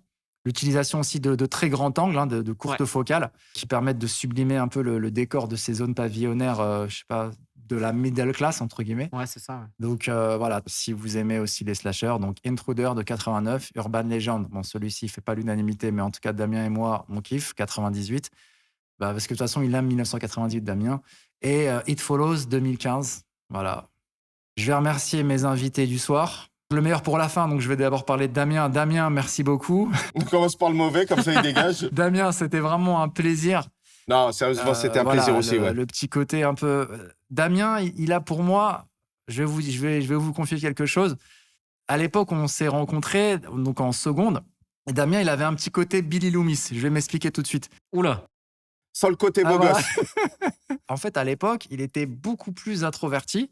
En tout cas, au lycée. Il parlait pas trop et tout. Et un jour, je crois qu'il m'a invité, ou je me suis auto-invité, je me souviens plus. Tu t'es incrusté, Voilà, c'est juste pour ça. jouer à la console. Et donc, on jouait à ISS 98. Voilà, c'est des jeux à l'ancienne, Tenchu, tout ça. Et là, j'ai découvert l'univers en fait de Damien. Lui-même, il faisait des petites vidéos. Sa chambre était vraiment blindée de posters de foot, mais aussi de pas mal de babes. Ça, je m'en souviens aussi très bien. Et là, j'ai découvert en fait le personnage et je me suis dit, mais en fait, tu vois, faut savoir qui a derrière le masque. C'est des gens que tu vois comme ça au lycée. Ils ont peut-être leur univers à eux, ils ont peut-être leur truc à eux. Et j'ai profité un petit peu des glaces qu'il y avait dans le réfrigérateur, mais aussi de sa générosité. J'ai vraiment appris à le découvrir. Je vous dis ça avec un petit peu d'émotion parce que voilà, c'est un ami que je connais depuis plus de 20 ans. Là, on ne s'est pas reconnecté depuis plusieurs années, mais quand on se reconnecte, c'est comme si c'est tout de suite le feu rejaillit. Et, Ouais, il y a et c'est toujours quelqu'un vraiment pour qui j'ai beaucoup de bienveillance et je tenais à te rendre hommage par rapport à ça. C'est très gentil, ça me fait plaisir, ça me touche beaucoup. C'est quasiment la même chose. Moi, c'est un peu à l'inverse de toi. Quand je t'ai connu au lycée, tu étais déjà plus extraverti que moi. Et moi, c'est pareil, en te voyant, je disais, le mec, on s'entendra jamais, quoi. On va être dans la même classe.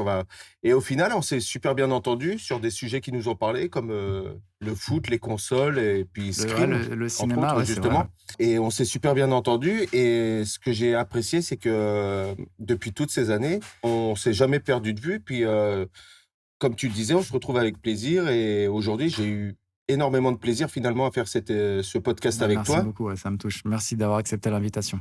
sur un thème dont tu sais qu'en plus qui nous parle tous les deux, puisque ça nous a beaucoup touché à l'époque. Et puis là, j'ai pris vraiment de plaisir à le faire, puis à rencontrer Aurel aussi, qui est Tu es un spécialiste, ouais. Oh. très intéressant, très sympathique. Et voilà, ton compliment me touche beaucoup et sache que énormément aussi de sympathie pour toi. J'ai énormément parlé de toi à ma femme qui te connaît très peu et pourtant te connaît à travers mes dires et compagnie. Tu m'as apporté beaucoup aussi à cette époque-là parce que mine de rien, tu le sais pas, mais tu m'as un peu aidé à me décomplexer. Comme tu disais, tu croyais que j'avais un petit côté. Je m'en rendais pas compte, toi, pas du tout. Bah si, bah, je te le dis, bah, tu m'as apporté quelque chose, des trucs qui me servent, qui m'ont servi et puis qui me servent aussi aujourd'hui. Et puis j'ai énormément plaisir de te connaître aujourd'hui encore et puis d'avoir pu participer à C'est un un truc plaisir avec toi. qui est partagé. Et puis, C'est un vous grand dis plaisir. rendez-vous à Scream 5, En espérant qu'il nous plaise en plus. même avec Aurel, si jamais il est dispo, Pourquoi avec pas la nouvelle génération. Je suis de votre génération. J'ai vu Happy Days, voyons. Ouais, voilà, oui, Je sais qui est Fonzie, ça va. Merci à vous deux. Voilà, c'était vraiment un plaisir. C'est passé comme un bon Scream, hein. C'est passé très vite. C'est passé crème. Non, en vrai, merci à toi pour l'invitation, pour le contact et tout. Enfin, vraiment, ça a été très, très cool. C'était sincère du début à la fin. On est très bien accueillis. Pareil, Damien, un plaisir. J'espère qu'on aura l'occasion de Et tu reviens quand tu veux, de se capter. vraiment, Aurel. Parler d'un sujet déjà en commun qu'on aime, déjà, c'est cool. Ça se fait moins, en tout cas, sur YouTube Ciné aujourd'hui. Parce qu'aujourd'hui, on a plus tendance à se tirer un peu dans les pattes, à juger, à comparer, à dire « Ouais, mais toi, t'aimes ça ?» Non, mais moi, si j'aime le ciné, c'est pas ça. C'est juste discuter. Des fois, on ne peut ne pas être d'accord. Partager des points de vue. Partager des points de vue. Et non, toujours dans la bienveillance. Moi, c'est ce que j'essaie de faire sur la chaîne. Genre, jamais vous me verrez faire de vidéos clash où je m'embrouille avec des gens. Non, ça, jamais. Toujours dans la bienveillance. Et surtout, c'est totalement, en fait, subjectif, un film. Tu juges pas quelqu'un par rapport à ses goûts. Donc, c'est une question de sensibilité, c'est une question d'histoire. Tu vois, moi, il y a une histoire qui me lie avec Damien par rapport à ce film. C'est pour ça que je me suis permis de lui poser la question. Et des fois, tu as des films qui te touchent pas parce qu'ils sont arrivés dans une période de ta vie. Il se peut que si j'avais vu, tu vois, Scream, bon, c'est quand même un classique, donc je pense que j'aurais apprécié, mais il m'aurait peut-être beaucoup moins touché. Bien sûr. Tu vois, c'est un film. Puis tout dépend de quand tu le vois, comment tu vois. Bien sûr que oui. C'est un film qui a vraiment impacté la pop culture. Moi, je me souviens, j'avais réussi à me procurer le costume et j'étais parti carrément au ski avec. Ah ouais, trop bien. Il m'avait envoyé la photo, je me souviens.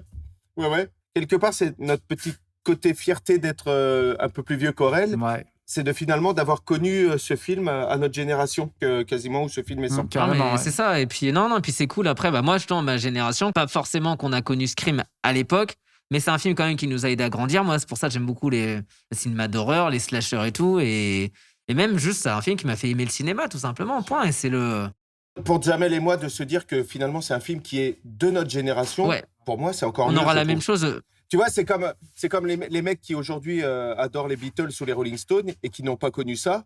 Te dire que les gens qui ont connu ça à l'époque, ils te disent c'est ma génération. Jamel et moi, c'est notre génération et quelque part, c'est une petite fierté. Non, mais c'est ça. Les Harry Potter, moi, c'est ma génération et je sais très bien que ceux qui n'ont pas grandi avec vont dire ouais, ok, c'est cool, mais Harry Potter, ça reste. Et encore plus tard, tu verras la richesse que ça a d'avoir vécu avec bien ça. sûr. Et là, je le vois même encore aujourd'hui, là, vu qu'en plus, là, début janvier, la réunion des 20 ans, là, c'est touchant. 20 ans. Il y a 20 ans. J'avais 7 ans. Donc, c'est fou, quoi. Mais non, je te remercie encore, Jamel, pour le podcast. Merci pour ta gentillesse, ta spontanéité et puis d'avoir mis tes connaissances justement au service de cet épisode parce que tu as été vraiment une bonne valeur ajoutée. Je pense qu'on a tous appris un petit peu aujourd'hui sur Scream. Puis on va tous se précipiter dans les salles pour regarder Scream 5 qui sortira très vite, en l'occurrence le 12 janvier. Voilà, merci à vous. N'hésitez pas à nous suivre sur l'ensemble des plateformes de streaming, comme d'habitude, Spotify, tout ça. Enfin, je les connais pas toutes, mais Apple Podcast, tout ça. En tout cas, voilà, n'hésitez pas à laisser également des commentaires. Ça permet en fait de faire vivre le show et de le faire connaître à davantage de monde. Là, aujourd'hui, on est écouté dans 19 pays. J'étais assez bluffé. Wow. Donc, c'est vraiment cool. Et voilà, je vous dis à très vite pour un prochain épisode. Et surtout, prenez soin de vous. Salut tout le monde. Salut à tous. Bientôt, salut. On arrête de jouer, tu me fais tomber 6000 balles. Et crois-moi, tu vas me payer, mon copain. Qui que tu sois. On arrête de jouer, tu me fais tomber 6000 balles. Et crois-moi, tu vas me payer, mon copain. Qui que tu sois. On arrête de jouer, tu me fais tomber 6000 balles. Et crois-moi, tu vas me payer, mon copain. Qui que tu sois. On arrête de jouer, tu me fais tomber 6000 balles. Et crois-moi, tu vas me payer, mon copain. Qui que tu sois.